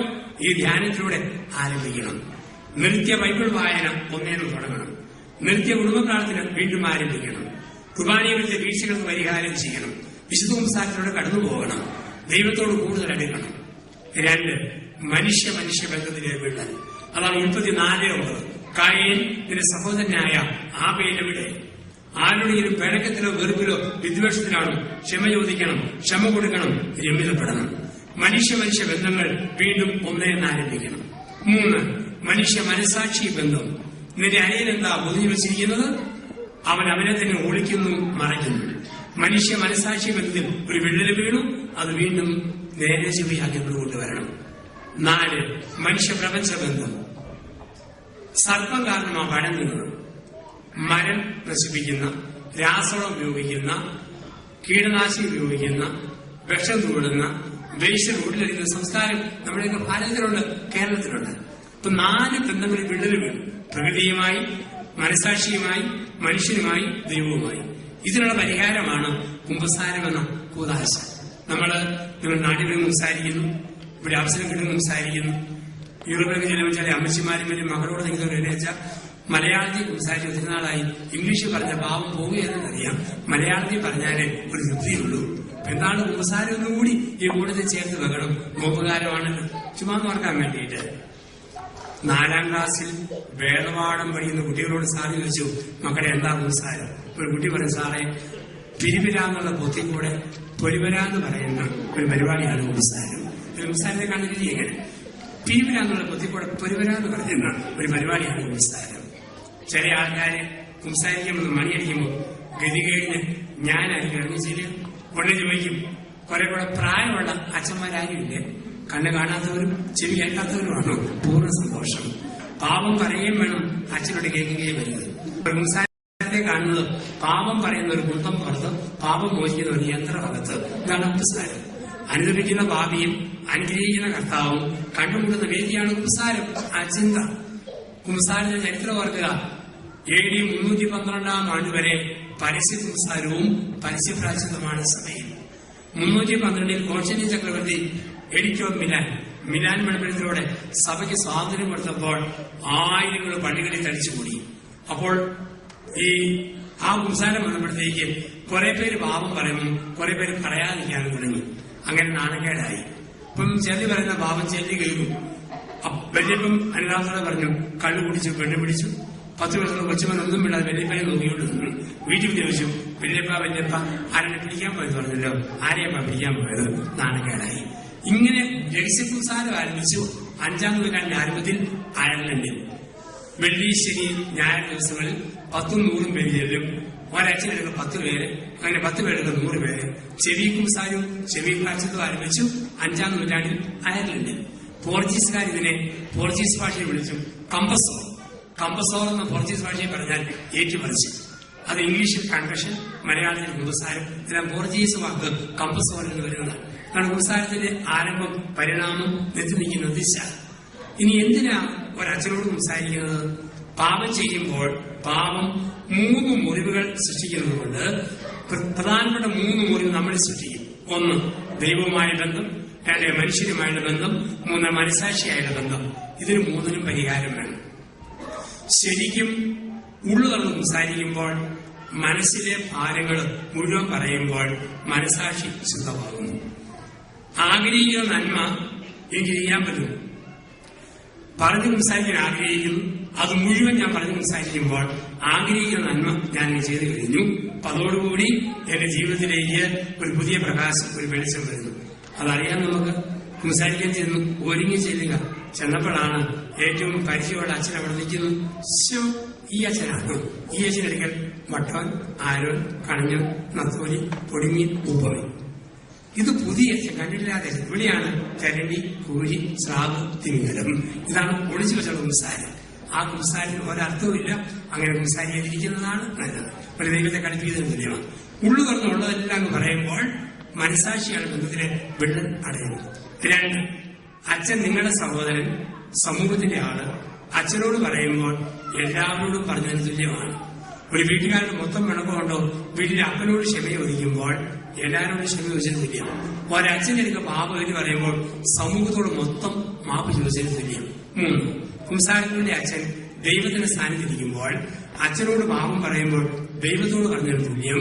ദൈവത്തോടും മനുഷ്യരോടും മനസാക്ഷിയോടും ലഭ്യതപ്പെടുത്തുന്നു കുംസാരം എന്ന ഉദാശ. തന്നെയുമല്ല, നിങ്ങൾ കേട്ടിട്ടുണ്ട് പട്ടം ഉപേക്ഷിച്ച അച്ഛന്മാർ, ഭ്രാന്ത് പിടിച്ച വൈദികർ. പക്ഷെ ഇന്ന് വരെ കേട്ടിട്ടുണ്ടോ?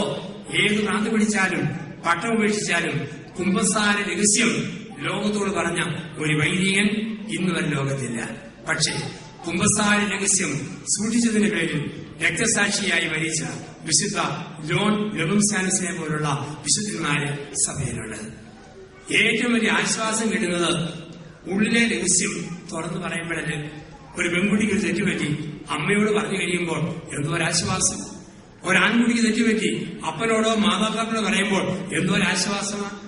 രഹസ്യം സൂക്ഷിക്കുന്നവരോട് ഉള്ള കാര്യം പറഞ്ഞു കഴിയുമ്പോൾ നമുക്ക് വലിയ ഒരാശ്വാസം ലഭിക്കുന്നു. രഹസ്യം സൂക്ഷിക്കുന്നവരോട് ഉള്ള കാര്യം പറഞ്ഞു കഴിയുമ്പോൾ. കുട്ടനാട്ടിൽ ഒരപ്പനും അമ്മയും. അപ്പനമ്മയ്ക്ക് 2 മക്കള്. മൂത്തത് പെണ്ണ്, പേര് തങ്കമ്മ, വയസ്സ് 14. രണ്ടാമത് മോൻ, പേര് തമ്പി, വയസ്സ് 10.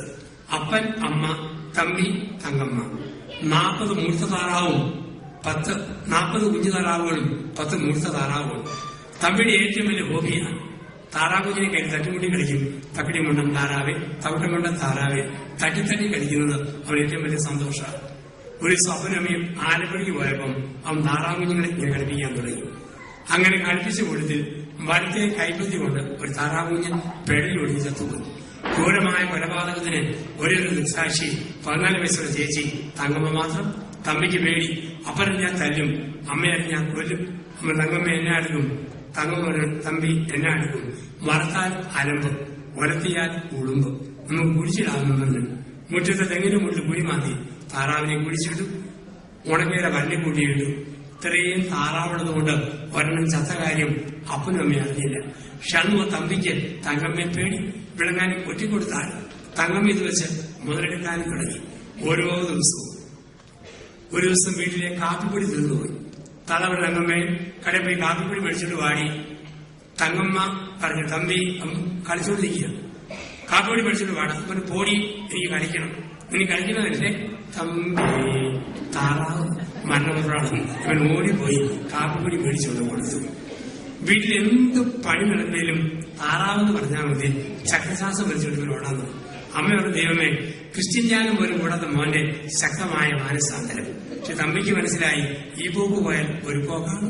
അങ്ങനെ ഒരു ദിവസം അപ്പനും അമ്മയും തങ്കമ്മയും കൂടെ ചങ്ങനാശ്ശേരി അമ്മ വീട്ടിൽ പോയപ്പോൾ അപ്പൻ ചാരികസേനെ കാര്യം നീട്ടി കുറ്റിവീശി അമ്മക്ക് തിരിഞ്ഞ് നോക്കിയിരിക്കുന്നു. തമ്പി സാവധാനം തട്ടിമുട്ടി ഒരുമി അപ്പൻ ലഭിച്ചു. അപ്പാന്നൊരു വിളി. എന്നാടാ? ഒരു സംശയം ചെയ്യാമെന്ന്. എന്നാണ് പറഞ്ഞത്? അപ്പന് തമ്പിയോടാണോ താറാവിനോടാണോ കൂടുതൽ ഇഷ്ടം അറിയാൻ വേണ്ടി പീറ താറാവാണ്. എനിക്ക് എന്റെ മോനോടല്ല ഇഷ്ടം. എന്റെ അപ്പ എന്നാൽ അപ്പനമ്മ ആലപ്പുഴയ്ക്ക് പോയപ്പം ഞാൻ താറാവിനെ കളിപ്പിച്ചായിരുന്നു. താറാവിനെ കളിപ്പിക്കുക കുളിപ്പിക്കുന്നതിന്റെ ഹോബിയല്ലേ. അപ്പൊ അങ്ങനെ കളിപ്പിച്ചപ്പം അറിയാതെ വരത്തെ കൈപ്പത്തി കൊണ്ട് താറാവുഞ്ഞ് പെടലൊടി ചത്തുപോയി. ആഹാ, ഇതിനെ പറയാതിരുന്നു. വറുത്തു നിന്നോ വെറുതെ നിന്നോ കുഴിച്ചിട്ടോ. അയ്യോ, താറാവ് ചത്തെന്ന് കേട്ടിട്ട് അപ്പനൊന്നും തോന്നുന്നില്ലേ? എന്റെ മോനെ, താറാവും തറവാടും നിന്റേതല്ലേ. നിന്റെ കൈ കൊണ്ട് താറാവ് ചത്തെന്ന് കേട്ടാൽ അപ്പൻ ഞാൻ തോന്നാനും തന്നെയുമല്ല, നീ അതിനെ കൊന്ന അന്ന് തന്നെ ഞാൻ അറിഞ്ഞതാ. നിനക്ക് മനപ്രയാസം വരാതിരിക്കാൻ വേണ്ടി ഞാൻ മിണ്ടാതിരുന്നതല്ലേ. അവൻ അപ്പനെ കെട്ടിപ്പിടിച്ച് നക്കി നനച്ച് കടിച്ച് പറിച്ച് ഉമ്മ കൊടുത്ത് ഒരുമി കുറെ നേരം ഇരുന്നു. പിന്നെ മടിയിൽ ഇറങ്ങിപ്പോന്നു. ഒരാഴ്ച കഴിഞ്ഞു. തങ്കമ്മയും തള്ളയും തിരിച്ചെത്തി. സംഭവിച്ചതൊന്നും തങ്കമ്മ അറിഞ്ഞിട്ടില്ല. തമ്പി കൂട്ടുകാരുടെ കൂടെ ഓലപ്പന്ത് കളിക്കുന്നു. വീട്ടിലെ പഞ്ചസാര തീർന്നു പോയി. തള്ളവർ തങ്കമ്മേ കടയിൽ പോയി പഞ്ചസാര മേടിച്ചുകൊണ്ട് വാടി. തങ്കമ്മ തമ്പി കടയിൽ പോയി പഞ്ചസാര മേടിച്ചുകൊണ്ട് വാട. പോടി. സൗരിപ്പടിയല്ലേ തമ്പി. താറാവ്. അവൻ പറഞ്ഞു, നിന്റെ അമ്മയുടെ താറാവ്. എവിടാണ് ഈ താറാവ്? ഇന്നലെ വരെ താറാവുണ്ട്. എവിടാണ് ഈ താറാവ്? നിന്റെ അമ്മയുടെ താറാവ്. എപ്പോഴാ പറയാൻ പറ്റിയത്? അപ്പനോട് തെറ്റുകൾ ഏറ്റു പറഞ്ഞപ്പോ. ഒരു നല്ല കുമ്പസാരം നടത്തുന്നവരെ പിശാചിന്റെ കക്ഷത്തിൽ നമ്മുടെ തലയാണ്. തമ്പി താറാവ്. ഒരു കുമ്പസാരം കഴിയുമ്പോൾ പിന്നെയും പഴയ ഭാവം ഓർമ്മിക്കും. ഇന്നാണെങ്കിൽ അർത്ഥം പറ്റിയില്ലേ? തമ്പി താറാവ്. എടി അങ്ങനെ ഓർക്കുന്നില്ല. തമ്പി താറാവ് പറയാൻ പറ്റണം. നീ പുതിയ ആളാണ്. താറാവിന്നലെ ചില ആൾക്കാർ എത്ര കുമ്പസാരിച്ചാലും പിന്നെയും ഈ കുറ്റബോധമോട് നടന്നു. പാപബോധം വേണം, കുറ്റബോധം ശരിയല്ല. കുമ്പസാരിച്ച പാപം പോയോ? ഞാൻ മുഴുവൻ പറഞ്ഞു അറ്റം വഴി വിട്ടുപോയോ? പാപത്തിന് കോമായിട്ടുള്ള പുരുഷോ വിട്ടില്ലേ? ഇങ്ങനത്തെ പൊട്ടച്ചന്തകൾ കാണാം. അതിന്റെ ഒന്നും ആവശ്യമില്ല. ഒരിക്കൽ ഞാൻ തീർന്നു. തമ്പി ഫ്രീ ആയതുപോലെ നമ്മളും ഫ്രീ ആകുകയാണ്. വീണ്ടും ഓർക്കുക, കുമ്പസാരത്തിൽ നമ്മൾ കുമ്പസാരിക്കുമ്പോൾ കുമ്പസാര രീതിയും കൂടെ ഒന്ന് ശ്രദ്ധിക്കണം. ചിലക്കാർ ഓടി വന്ന് മുട്ടുകുത്തി അടിച്ചു പിടിച്ചു കടിച്ചു പറിച്ചു തീർന്നു. അങ്ങനെ നമ്മൾ നാട്ടിൽ ചെല്ലുമ്പോഴാണെങ്കിലും കുമ്പസാരത്തിന് ക്ഷയിക്കുക. ആദ്യം മുട്ടുകുത്തി പറയണം, കർത്താവെ പാപിയായ എന്നെ കനിയണമേ. അച്ഛൻ പറയും, കാരുണ്യവാനായ കർത്താവ് നിന്നെ ആശീർവദിക്കട്ടെ. ഒരു സ്ഥലത്ത് അച്ഛൻ പറഞ്ഞു കൊടുത്തു, മുട്ടുകുത്തി പറയണം, പിതാവെ പാപിയായ എന്നെ ആശീർവദിച്ചാലും. ഒരു ഫോർമുല രീതി, പിതാവെ പാപിയായ എന്നെ ആശീർവദിച്ചാലും. ഇത് അമ്മച്ചൊന്ന് മുട്ടുകുത്തി പറഞ്ഞു, പാപിയായ പിതാവെ എന്നെ ആശീർവദിച്ചാലും. അത് തിരിച്ചു പറയണം, കർത്താവെ പാപിയായ എന്നെ കനിയണമേ. അച്ഛൻ പറയും, കാരുണ്യവാനായ കർത്താവ് നിന്നെ അനുഗ്രഹിക്കട്ടെ. ഒരച്ചായ്മ എന്നെ നോക്കി പറഞ്ഞു, കാരുണ്യവാനായ കർത്താവ് നിന്നെ അനുഗ്രഹിക്കട്ടെ. തിരിച്ചു പറയേണ്ട രീതിയാണ്. രണ്ടാമത് പറയണം, കുമ്പസാരിച്ച് എത്ര നാളുകളായി. ഇതാണ് രീതി. എത്ര നാളുകളായി കുമ്പസാരിച്ചിട്ട്? 1 വർഷമായി, 6 മാസമായി, 3 ആഴ്ചയായി. ചില ചെറുപ്പക്കാരി പെണ്ണുങ്ങളും മറ്റും ഓടി വരും തിടുക്കതി കുമ്പസാരിക്കാൻ വേണ്ടി. ആദ്യം പറയുന്ന ഭാവം, 6 മാസമായി അച്ഛ. എന്നാ നോക്കൂ, 4 മാസം കഴിഞ്ഞ് വന്നാൽ മതി നമുക്ക് പറയാനായിട്ട് തോന്നുന്നു. പിന്നീട് നമ്മുടെ ജീവിതാവസ്ഥയൊക്കെ പറയുന്നു, പാപങ്ങളിലേക്ക് പറയുന്നു. ഇതെല്ലാം 4 കൂട്ടം പാപങ്ങൾ കുമ്പസാരത്തിൽ ഏറ്റു പറയണം പൂർണ്ണമായ മോചനത്തിന്. 1, പാപത്തിന്റെ 4 തലങ്ങൾ: ചിന്തയിൽ, വാക്കിൽ, പ്രവൃത്തിയിൽ, ഉപേക്ഷയിൽ. ഇത് 4ഉം പറയുമ്പോൾ കുമ്പസാരം പൂർത്തിയാകും. ചിന്തയിലെ പാപങ്ങൾ, വാക്കുകൊണ്ടുണ്ടായത്, പ്രവൃത്തി കൊണ്ടുണ്ടായത്, ഉപേക്ഷ. ഒരു നല്ല വാക്ക് ഭാര്യയോട് പറയാമായിരുന്നു, പറഞ്ഞില്ല. ഒരു നല്ല വാക്ക് ഭർത്താവിനോട് പറയാമായിരുന്നു, പറഞ്ഞില്ല. നല്ല വാക്ക് കുഞ്ഞുങ്ങളോട് പറയാമായിരുന്നു, പറഞ്ഞില്ല. നല്ല വാക്ക് എന്തെങ്കിലും ചെയ്തവരോട് പറയാമായിരുന്നു, പറഞ്ഞില്ല. ചിന്ത, വാക്ക്, പ്രവൃത്തി, ഉപേക്ഷ, ഇതെല്ലാം ഏറ്റു പറഞ്ഞ് അവസാനം പറയണം, ദൈവത്തിൽ നിന്ന് പാപക്ഷമയും അങ്ങനെ നിന്ന് പാപമോചനവും ഞാൻ യാചിക്കുന്നു. പോട്ടെ, എന്റെ കുമ്പസാരം തീർന്നു. ഇതും കിട്ടിയില്ലേ? തീർന്നു. ഇത്രയും പറയണം. ചിലങ്ങ് നിർത്തും. അച്ഛൻ ഉപദേശം ഇല്ലച്ച ആത്മവിശ്വാസം നടന്നുകൊണ്ടിരിക്കുകയാണ്. അച്ഛൻ പറഞ്ഞേക്കത് അടുത്ത മനുഷ്യൻ കുമ്പസാരിക്കാൻ വന്നു, നിർത്താൻ അറിയത്തില്ല. പാപം പറഞ്ഞ അവസാനം പറഞ്ഞു, ഇത്രയും പാപങ്ങൾ പറഞ്ഞുകൊണ്ട് തൽക്കാലം ഈ കുമ്പസാരം ഞാനിവിടെ ഉപസംഹരിക്കുകയാണ്. നിർത്താൻ രീതി അറിയില്ലാഞ്ഞിട്ടാണ്. ഇനി നിങ്ങൾക്ക് മാത്രം അറിയാവുന്ന കാര്യം പറഞ്ഞ് കുമ്പസാരിക്കരുത്, അത് ഓർത്തോളൂ. ചിലരുണ്ട്, നിങ്ങൾക്ക് മാത്രം ഒരു അച്ഛൻ അറിയത്തില്ലെങ്കിൽ കുമ്പസാരം പൂർത്തിയാകിയല്ലോ. കോട്ടയിൽ നിന്നൊരു അച്ഛൻ ഷൊർണൂർ ഭാഗത്തിരുന്നു ഒരു ധ്യാനത്തിന്, വളർച്ചാ ധ്യാനമായിട്ട്. അപ്പം 200 പേര് പങ്കെടുക്കുന്ന ധ്യാനം. വെള്ളിയാഴ്ച ഉച്ചയ്ക്ക് 2:30 കുർബാന എഴുന്നള്ളിച്ച് വെച്ചു. കുമ്പസാരം ഒരുങ്ങി കുമ്പസാരിക്കുക, കുമ്പസാരിച്ച് നന്ദി പറഞ്ഞിരിക്കുക. 5 മണിയാകുമ്പോൾ രോഗശാന്തി ശുശ്രൂഷ. ആരും കുമ്പസാരിച്ച് പോകാൻ പാടില്ല. 5 അച്ഛന്മാരെ കുമ്പസാരിപ്പിക്കാനും വന്നിട്ടുണ്ടായിരുന്നു. അച്ഛൻ നിന്നിരുന്നു. ഒരു ചേട്ടൻ പറഞ്ഞു, കണ്ണുപിടിച്ചു, തെറി പിടിച്ചു, തേങ്ങ കട്ടുപിടിക്കി. കുമ്പസാരിച്ചിട്ട് 5 വർഷമായി. അങ്ങനെ 5 പ്രാവശ്യം ഞാൻ പ്ലാവല പെറുക്കാൻ പോയി. അച്ഛൻ കേട്ടില്ലാത്തൊരു പുതിയ ഭാവം. അച്ഛൻ ഓർത്തു. അച്ഛൻ പറഞ്ഞു, വാഴയില, ചേമ്പല, തേക്കലയൊക്കെ മുഴുത്തതാണ്, അത് പറിക്കുക, വല്ലവരും കാണും. പ്ലാവല ചെറുതല്ലേ, ഒത്തിരി വീഴുമ്പോൾ പറിക്കും. അനുവാദം കിട്ടി പെറുക്കാരന് പ്രയാസം. ആടിന് കഴിക്കാനാണ് കയറി കെട്ടി തൂക്കി കൊടുത്താൽ മതി. തെറ്റാന്ന് തോന്നുന്നുണ്ടെങ്കിൽ 5 എത്രന്തേളമാതാവ് ഇതിൽ കാഴ്ച വെക്കാൻ പറ്റും. വേറെ ചേട്ടൻ പറഞ്ഞു, ശരി പറഞ്ഞു, അങ്ങനെ ചെയ്തു, ഇങ്ങനെ ചെയ്തു, ഷീറ്റ് കട്ടെടുത്തു, ഒട്ടുപാല് മാന്തിയെടുത്തു. 3 പ്രാവശ്യം പ്ലാവല പെറുക്കാനും പോയിട്ടുണ്ട്. അച്ഛൻ വീണ്ടും പറഞ്ഞു, തേക്കല, ചേമ്പല, വാഴയില മുഴുത്തതാണ്, പെറുക്കിയാൽ കാണും, നാല് ചെറുതാണ്, ഇടയ്ക്കിടയ്ക്ക് പെറുക്കാം, അങ്ങനെ പ്രയാസപ്പെടാനൊന്നുമില്ല.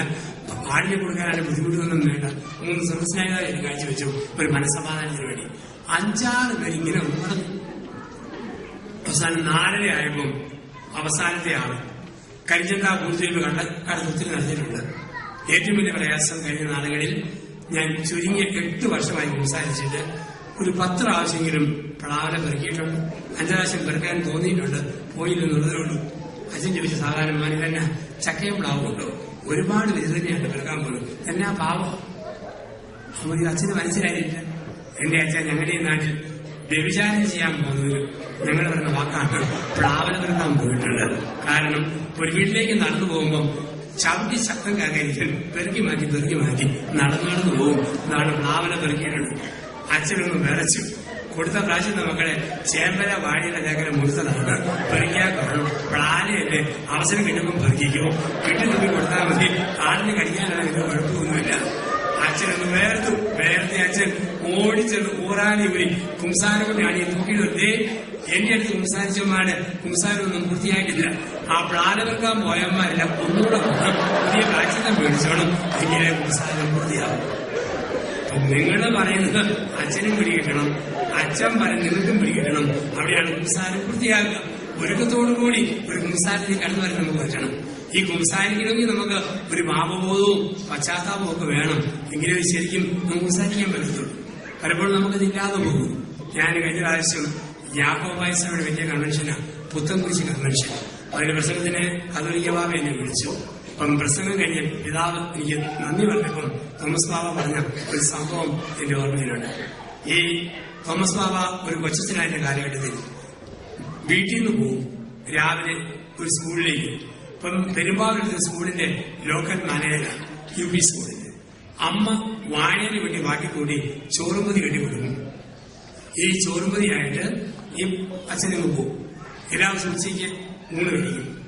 അപ്പം റോഡ് സൈഡിൽ ഒരു വലിയ മതില്, നടുക്കൂടെ അകത്തേക്ക് ഒരു ഗേറ്റ്, നേരെ സ്കൂള്, ഇവിടെ പള്ളി, ഈ ഭാഗത്ത് പള്ളിമുറി. ഗേറ്റിലൂടെ പുറത്തേക്ക് കിടക്കാൻ യാതൊരു മാർഗവുമില്ല. ഇത്രയും ടൈറ്റ് ആയിട്ടുള്ള സ്ഥലമാണ്. എല്ലാവരും അവിടെ മുറ്റത്തൊരു ചെറിയ ഓലിയുണ്ട്. ഊണ് കഴിഞ്ഞ് ഈ അച്ഛൻ കൈ കഴുകിയിട്ട് ഇല എറിഞ്ഞു കൊടുക്കുമ്പോൾ ഈ കുട്ടികളുടെ വാഴയില നെല്ലി വരുന്ന അടിച്ചുവിട്ട പശുവുണ്ട്. ആ പശു ഗേറ്റിനകത്ത് വന്ന് ഇതും തിന്നിട്ട് പോകും. ഇത് അവിടുത്തെ ശരി രീതിയാണ്. ഒരു ദിവസം അമ്മയ്ക്ക് വാഴയില കിട്ടിയില്ല. അലുമിനിയം ചോറ്റുപാത്രത്തിൽ അമ്മ ചോറ് കൊടുത്തു. ഉച്ചയ്ക്ക് ഊണ് കഴിഞ്ഞ് കൈ കഴിയുമ്പോൾ പശു പതിവ് പോലെ ഈ വാഴയിലേക്ക് കാത്തിരിക്കുക. വാഴയില കിട്ടാതെ പശുവിന് അരിശമെന്ന പശു പാലും പൊക്കി കൊമ്പും കുലുക്കി അച്ഛനെ കുത്താൻ വേണ്ടി ഒറ്റ വരവ്. കപ്പിയാലെ കുര്യാക്കോസ് പശുവിന്റെ മേൽ ചാരി വീണു. കുര്യാക്കോസും പശുവും കൂടെ ഒരു തൊന്നയിരുത്തം. പശു കുര്യാക്കോസിനെ കുടഞ്ഞെറിഞ്ഞു വീണ്ടും അച്ഛനെ നേരെ വന്നു. അച്ഛൻ ഓർത്ത് മുഖത്ത് കുത്തു കിട്ടിയാൽ ആകെപ്പാടി ഇരിപ്പ്. ഭിത്തിയിലോട്ട് തിരിഞ്ഞ് അച്ഛൻ ഇങ്ങനെ കുത്തിയിരുന്നു. പശു ഇങ്ങോട്ട് ഓടിഞ്ഞ് വന്നിട്ട് കൊമ്പും കുലുക്കി വാലും കുലുക്കി വന്ന പശു മൂർച്ചയുള്ള അരവുള്ള നാക്കുകൊണ്ട് അച്ഛൻ ലോകയും പെണ്ണിൽ നോക്കി 5-6 നഖം നോക്കിയിട്ട് പശു ഇറങ്ങി പുറത്തേക്ക് പോയി. ബാബ പറയുകയാണ്, കാളയ്ക്ക് അതിനുടമസ്ഥനെ അറിയാം, കഴുതയ്ക്ക് അതിന് പുൽത്തൊട്ടി അറിയാം, ഞാൻ ജനമാകട്ടെ എന്നെ അറിയുന്നില്ല. വാഴയില കൊടുത്ത ആ മനുഷ്യനോട് പശുവിന് നന്ദിയുണ്ട്. പക്ഷേ ജന്മം എന്ന് പറഞ്ഞ ദൈവത്തോട് നമ്മൾ കാണിക്കുന്ന നന്ദികേട് ഇതാണ് പാപം. യേശയ്യ 1:1-5 വരെ വാക്യങ്ങൾ. ആകാശമേ കേൾക്കുക, ഭൂമിയെ ചെവിതിരിക, ഞാൻ മനുഷ്യരെ പൂറ്റി വളർത്തി അവരെന്നോട് മത്സരിക്കുന്നു. കാള തന്നെ ഉടയവനെ, കഴുതന്റെ യജമാനെ പുൽത്തൊട്ടി അറിയുന്നു, ഞാൻ ജനമാകട്ടെ എന്നെ അറിയുന്നില്ല. പ്രിയപ്പെട്ടവരെ, അമ്പോനോയമ്പിന്റെ ഈ കാലഘട്ടത്തില് 2ാം ഭാരതത്തിലേക്ക് നമ്മൾ പ്രവേശിച്ചപ്പോൾ നമ്മുടെയൊക്കെ ജീവിതത്തിൽ വന്നുപോയ വീഴ്ചകളെ ഓർത്ത് അനുദമിക്കുവാനും തിരുത്തുവാനും ദൈവത്തിലേക്ക് തിരിയുവാനും മാനസാന്തരത്തിന്റെ ഒരു ജീവിതം നയിക്കുവാനുമാണ് ദൈവം നമ്മളെ വിളിക്കുക. ഈ ഒരു കൃപയെ ജീവിക്കാൻ നമുക്ക് കഴിയട്ടെ. പലപ്പോഴും ചെന്ന് പറയുന്ന വെച്ചാൽ കുമ്പസാരിച്ചിട്ടും ഒരു തൃപ്തി തോന്നുന്നില്ല, ഒരു പൂർണ്ണത തോന്നുന്നില്ല. അതിന്റെ കാരണം എന്തെന്ന് ചോദിച്ചു കഴിഞ്ഞാൽ, നമ്മൾ ശരിക്കും മാനസാന്തരത്തിന്റെ പ്രക്രിയ നമ്മൾ ശരിക്കും കാണിക്കുന്നില്ല. ഇതാണ് പ്രശ്നം. എന്താണ് മാനസാന്തരമെന്ന് വ്യക്തമായിട്ട് പഠിപ്പിക്കുന്നത് ലൂക്കാ സുവിശേഷം 3:4-6 വരെ വാക്യങ്ങളിലാണ്. ലൂക്കാ 3:4-6 വരെ സ്നാപകയോഹന്നാന്റെ പ്രസംഗം. 4 കാര്യങ്ങൾ ചെയ്യുമ്പോഴാണ് മാനസാന്തരം പൂർണ്ണമാവുക. 4 കാര്യങ്ങൾ എന്തെല്ലാമാണ്? 1, കുന്നും മലയും നിരത്തണം. 2, താഴ്വരകൾ നികത്തണം. 3, വളഞ്ഞ വഴികൾ നേരെയാക്കണം. 4, പരിപരിത്ത് മൃദുവാക്കപ്പെടണം. ഈ 4 കാര്യങ്ങൾ പടിപടിയായി നമ്മൾ ചെയ്യണം. ഈ 50 നോയമ്പിന്റെ ഇനിയുള്ള ഈ 4 ആഴ്ചക്കാലങ്ങളില്, ഈ ദിവസങ്ങളിൽ 41 ദിവസങ്ങളില് കുന്നും മലയും നിരത്തുക. ബൈബിളിൽ കുന്ന് എന്ന് പറഞ്ഞാൽ അഹങ്കാരം, മല സ്വയനീതീകരണം. 2 പാപങ്ങളെ ഉപേക്ഷിക്കണം. അഹങ്കാരത്തെയും സ്വയനീതീകരണത്തെയും നമ്മൾ ഉപേക്ഷിക്കണം. അഹങ്കാരത്തെയും സ്വയനീതീകരണത്തെയും. കുന്ന്, മല. എന്ത് തെറ്റ് ചെയ്യുമ്പോഴും അവരൊക്കെ ഇന്നയിനെ തെറ്റ് ചെയ്യുമ്പോൾ എനിക്ക് ഇത്രയും ആകാം, ഇതാണ് സ്വയനീതീകരണം. പലരും പല തെറ്റ് ചെയ്യുമ്പം അവർക്ക് ഇത്രയാവുമെങ്കിൽ എനിക്ക് ഇങ്ങനെയൊക്കെ ആകാം, ഇതാണ് സ്വയനീതീകരണം. ഒരു സപ്ലൈ ഓഫീസർ ധ്യാനിക്കാമെന്ന് പറയുകയാണ്, അച്ഛാ, മനസാക്ഷിയില്ലാത്ത ലോകം, എല്ലാവരും കളിപ്പീരാണ്. എന്നാ പറ്റി? കഴിഞ്ഞ ആഴ്ച ഒരു ഒപ്പിട്ട് കൊടുത്ത് നിർത്തുന്ന കൈക്കൂലി 500 രൂപ കള്ളനോട്ടായിരുന്നു. ഇയാൾക്ക് പ്രശ്നമില്ല കൈക്കൂലി മേടിച്ചത്, കള്ളനോട്ടായതിനാണ് സങ്കടം. സ്വയനീതീകരണത്തെ ഉപേക്ഷിക്കുക. അഹങ്കാരവും സ്വയനീതീകരണവും നമ്മൾ വെടിയുക. 2, താഴ്വരകൾ നികത്തപ്പെടണം. ബൈബിളിൽ താഴ്വര എന്ന് പറഞ്ഞാൽ മനുഷ്യാത്മാവിന്റെ പാവാവസ്ഥയാണ്. അതാണ് അഗാധത്തിൽ നിന്നും നിന്നെ ഞാൻ വിളിക്കുന്നു. പന്നിക്കുഴി ധൂർത്തപുത്രൻ, അഗാധത്തിൽ മനുഷ്യാത്മാവ്. പാപത്തിന്റെ അവസ്ഥകള്, ദാനധർമ്മങ്ങള്, സൽപ്രവൃത്തികള്, തപശ്ചര്യാദികള്, പരിഹാര പ്രവൃത്തികളുകൊണ്ട് തിന്മയുടെ കുഴികളെ നിരത്തണം. അഹങ്കാരവും സ്വയനീതീകരണവും വെടിയണം. തിന്മയുടെ കുഴികളെ സൽപ്രവൃത്തികളാൽ നിരത്തണം. 3, വളഞ്ഞ വഴികൾ നേരെയാണ്. വളഞ്ഞ ഫോൺ വഴി, വളഞ്ഞ കത്തടപാട്, വളഞ്ഞ ബന്ധങ്ങൾ, വളഞ്ഞ സൗഹൃദങ്ങൾ, നേരെ വാ നേരെ പോ. ജീവിതം സ്റ്റേറ്റ് ഫോർവേഡ് ആവുക. വളഞ്ഞ വഴികൾ നേരെയാകണം. 4, പരിപരിത്തവ മൃദുവാക്കപ്പെടണം. എന്താ പരിപരിത്തത്? ചെയ്ത് പഴകിപ്പോയ കാര്യം പരിപരിത്തണം. ആദ്യം ചെറിയ തെറ്റ് ചെയ്യുമ്പോൾ ഒരു വലിയ മനക്കടി, കുറച്ചു കഴിഞ്ഞാൽ എത്ര വലുത് ചെയ്യുമ്പോഴും ഒരു മനക്കടിയില്ലാത്ത അവസ്ഥ, ഈ അവസ്ഥയിൽ നമ്മൾ എത്തിച്ചേരുന്നു. ഇതാണ് പരിപരിത്തു പോയ അവസ്ഥ. ബസ്സിലെ കണ്ടക്ടർ ഒരു ഹർത്താൽ ദിവസം ഏതാനും കത്തെഴുതാൻ തീരുമാനിച്ചു. അവൻ ഇല്ലന്റുകൾ മേശപ്പുറത്ത് എടുത്തു വെച്ചു, കത്തെഴുതാൻ തുടങ്ങി. എത്ര നോക്കി എഴുതാൻ പറ്റുന്നില്ല. ഭാര്യയെ വിളിച്ചു, ഇങ്ങോട്ട് വാടിയിരുന്നു. കരടി മേശയ്ക്ക് കയറിയിരുന്നു. കുലുക്കടി മേശ കുലുക്കിയപ്പം ഇവൻ കത്തെഴുതാൻ തുടങ്ങി. ബസ്സിൽ ടിക്കറ്റ് എഴുതിയ കണ്ടക്ടർക്ക് കുലുങ്ങാത്ത മേശപ്പുറത്ത് കത്തെഴുതാൻ പറ്റിയത്. ബസ് പോലെ മേശ കുലുങ്ങിയാലേ അവൻ കത്തെഴുതാൻ പറ്റും. പരിപരിത്തു പോയ അവസ്ഥകളുണ്ട്. പരിപരിച്ച അവസ്ഥ എന്നും കുത്തിവെക്കുന്ന നേഴ്സിന് ഒരു പ്രശ്നവുമില്ല. പക്ഷെ കുത്തുന്ന കാണുന്ന എനിക്ക് വലിയൊരു പ്രശ്നം. സൂചി കുത്തുന്നതിനെ കണ്ണടിച്ച് തിരിഞ്ഞു നോക്കാൻ തോന്നും. കാരണം ചെയ്ത് പരിചയമില്ല. അതുകൊണ്ടല്ലേ അച്ഛന്മാര് ശവോടകം വരുമ്പം അവർക്ക് വലിയ കാഴ്ചയൊന്നുമില്ലത്. അവരേതാണ്ട് വടവാങ്ങാൻ വരുന്ന പോലെ വിടവാങ്ങുന്നതിനും മടി ആളെ പോയിക്കൊണ്ട് സ്ഥലം വിടും. കാരണം ചെയ്ത് പരിചയിച്ചു പോയി. പക്ഷെ വീട്ടുകാർക്ക് അരച്ചിലുണ്ട്. പരിപരിത്തു പോകും ചില കാര്യങ്ങൾ ആവർത്തിച്ച് ചെയ്യുമ്പോൾ. അതുകൊണ്ടാണ് യുദ്ധഭൂമിയിൽ നിന്നും അനേക ശവങ്ങൾ കൂടുന്നു. തലയില്ലാത്തത്, കാലില്ലാത്തത്, കൈയില്ലാത്തത്. ആ കൂട്ടത്തിൽ കൈയും കാലം ഒടിഞ്ഞവരും കിടപ്പുണ്ട്. അവര് കിടന്ന് കാറുന്നു. പോസ്റ്റ്മോർട്ടം ഒക്കെ നടന്ന ഡോക്ടർ മൊത്തം തപ്പിത്തറി നോക്കുമ്പോൾ കൈയില്ലാത്തവൻ കാറുന്നു. അയ്യോ, സഹിക്കാൻ മേലെ എന്തൊരു വേദന. ഉടനെ ഡോക്ടറെ അവരുടെ തലയില്ലാത്ത മൗനം പാലിക്കാൻ പാടും. കൈ ഒടിഞ്ഞ ശബ്ദം ഉണ്ടാകുന്നത്. പരിപരിത്തു പോയ ചില അവസ്ഥകളുടെ ജീവിതത്തിൽ പരുക്കനായ അവസ്ഥകൾ. ഇവിടെയാണ് പറയുക, പരിപരിത്തു മൃദുവാക്കപ്പെടണം. എന്റെ ഭാര്യയോട് പരുഷമായ ഭാഷയിൽ വർത്താനം വരുന്ന ഭർത്താവാണ്. ഇന്നു മുതൽ അല്പം കൂടെ മയത്തോടെ മിണ്ടാൻ പഠിക്കണം. തൊട്ടതിനും പിടിച്ചതിനും ഭർത്താവിനോട് കയർക്കുന്ന ഭാര്യയാണോ അല്പം കൂടെ നയത്തോടെ സംസാരിക്കാൻ പഠിക്കണം. ഇതിനും കുഞ്ഞുങ്ങളെ പോലും സഹായിക്കുന്ന മാതാപിതാക്കളാണോ അല്പം കൂടെ നയത്തോടെ മക്കളോട് സംസാരിക്കാൻ പഠിക്കണം. ചിലപ്പോൾ നമുക്കറിയാം, കുടുംബത്തിലൊക്കെ ആണെങ്കിൽ ചില പറയും, കെട്ടിയോ ഭാര്യയെ വിളിക്കും, അല്ല മാതാപിതാക്കൾ മക്കളെ വിളിക്കും. ശവങ്ങൾ, അയൽപക്കത്തെ പിള്ളേരെ മെടുക്കൽ. ഈ വീട്ടിൽ 3 ശവങ്ങൾ. മൂത്ത ശവം 8ാം ക്ലാസ്സിൽ, രണ്ടാമത്തെ ശവം 7ാം ക്ലാസ്സിൽ, മൂന്നാമത്തെ ശവം 5ാം ക്ലാസ്സിൽ. ഭാര്യ ഭർത്താവിനെ വിളിക്കും. കാൽ ഭർത്താവ് ഭാര്യയെ വിളിക്കും. പിശാച് എന്തെല്ലാം രീതികൾ. മക്കളോട് ചോദിക്കുക, നിങ്ങളുടെ കാലിനെ കണ്ടിവിടെ ഉണ്ട്, എന്തിയെ ചായ കുടിക്കാൻ പോയിരിക്കുന്നു, ഇപ്പൊ ഇങ്ങോട്ട് വരും. പിശാചോ കരി ഉയർത്തിക്കൊണ്ടിരിക്കുന്നു, തുണി അലക്കിക്കൊണ്ടിരിക്കുന്നു. ഒരു ഭർത്താവ് ഭാര്യയെ പിശാചെന്ന് വിളിക്കും. വിളിച്ച് 25 വർഷം കഴിഞ്ഞു. അയൽവക്കത്തെ കുഞ്ഞിന്റെ മാമോദീസയ്ക്ക് തലതൊട്ടുമയായിട്ട് രണ്ടുപേരും കൂടി ചെന്നു. പ്രാരംഭ പ്രാർത്ഥന അച്ഛൻ ചോദിച്ചു, പിശാചിനെ അതിന്റെ എല്ലാ പ്രവൃത്തിയോടും കൂടി ഉപേക്ഷിക്കാൻ മനസ്സാണ്. ഇയാളൊന്നും വേണ്ടുന്നില്ല, മരിപ്പിറ്റി പോലെ ഉറച്ചു നിൽക്കുന്നു. അച്ഛന്റെ ചെവി കഴിക്കാന് പിശാചിനെ അതിന്റെ എല്ലാ പ്രവൃത്തിയോടും കൂടി ഉപേക്ഷിക്കാൻ മനസ്സാണോ? ഇയാളും വേണ്ടുന്നില്ല. അച്ഛൻ പറഞ്ഞു, ഇതിങ്ങനെ മാറ്റിയിട്ട് ചെവിയൊക്കെ കൊള്ളുന്ന വരെ പിടിച്ചുകൊണ്ട് അവസാനോട് ചോദിക്കുന്നു, പിശാചിനെ അതിന്റെ എല്ലാ പ്രവൃത്തിയോടും കൂടി ഉപേക്ഷിക്കാൻ മനസ്സാണോ? കൊണ്ടെങ്കിലും അച്ഛ 25 വർഷമായി സ്വീകരിച്ചിട്ട് അങ്ങനെ എളുപ്പത്തിൽ ഉപേക്ഷിക്കാൻ പറ്റുമോ? വിളിച്ച് പഠിച്ചു പോയ പദപ്രയോഗങ്ങൾ ഇതാണ് പറയുക. പരിപരിത്തവ മൃദുവാക്കപ്പെടണം, പരിപരിത്തത് മയമുള്ളതാക്കി മാറ്റണം. അങ്ങനെ കർത്താവിന് സ്വീകാര്യതയുള്ള ഒരു മത്സരം പ്രഘോഷിക്കുവാൻ ദൈവമായ കർത്താവ് നമ്മുടെ ഓരോരുത്തരും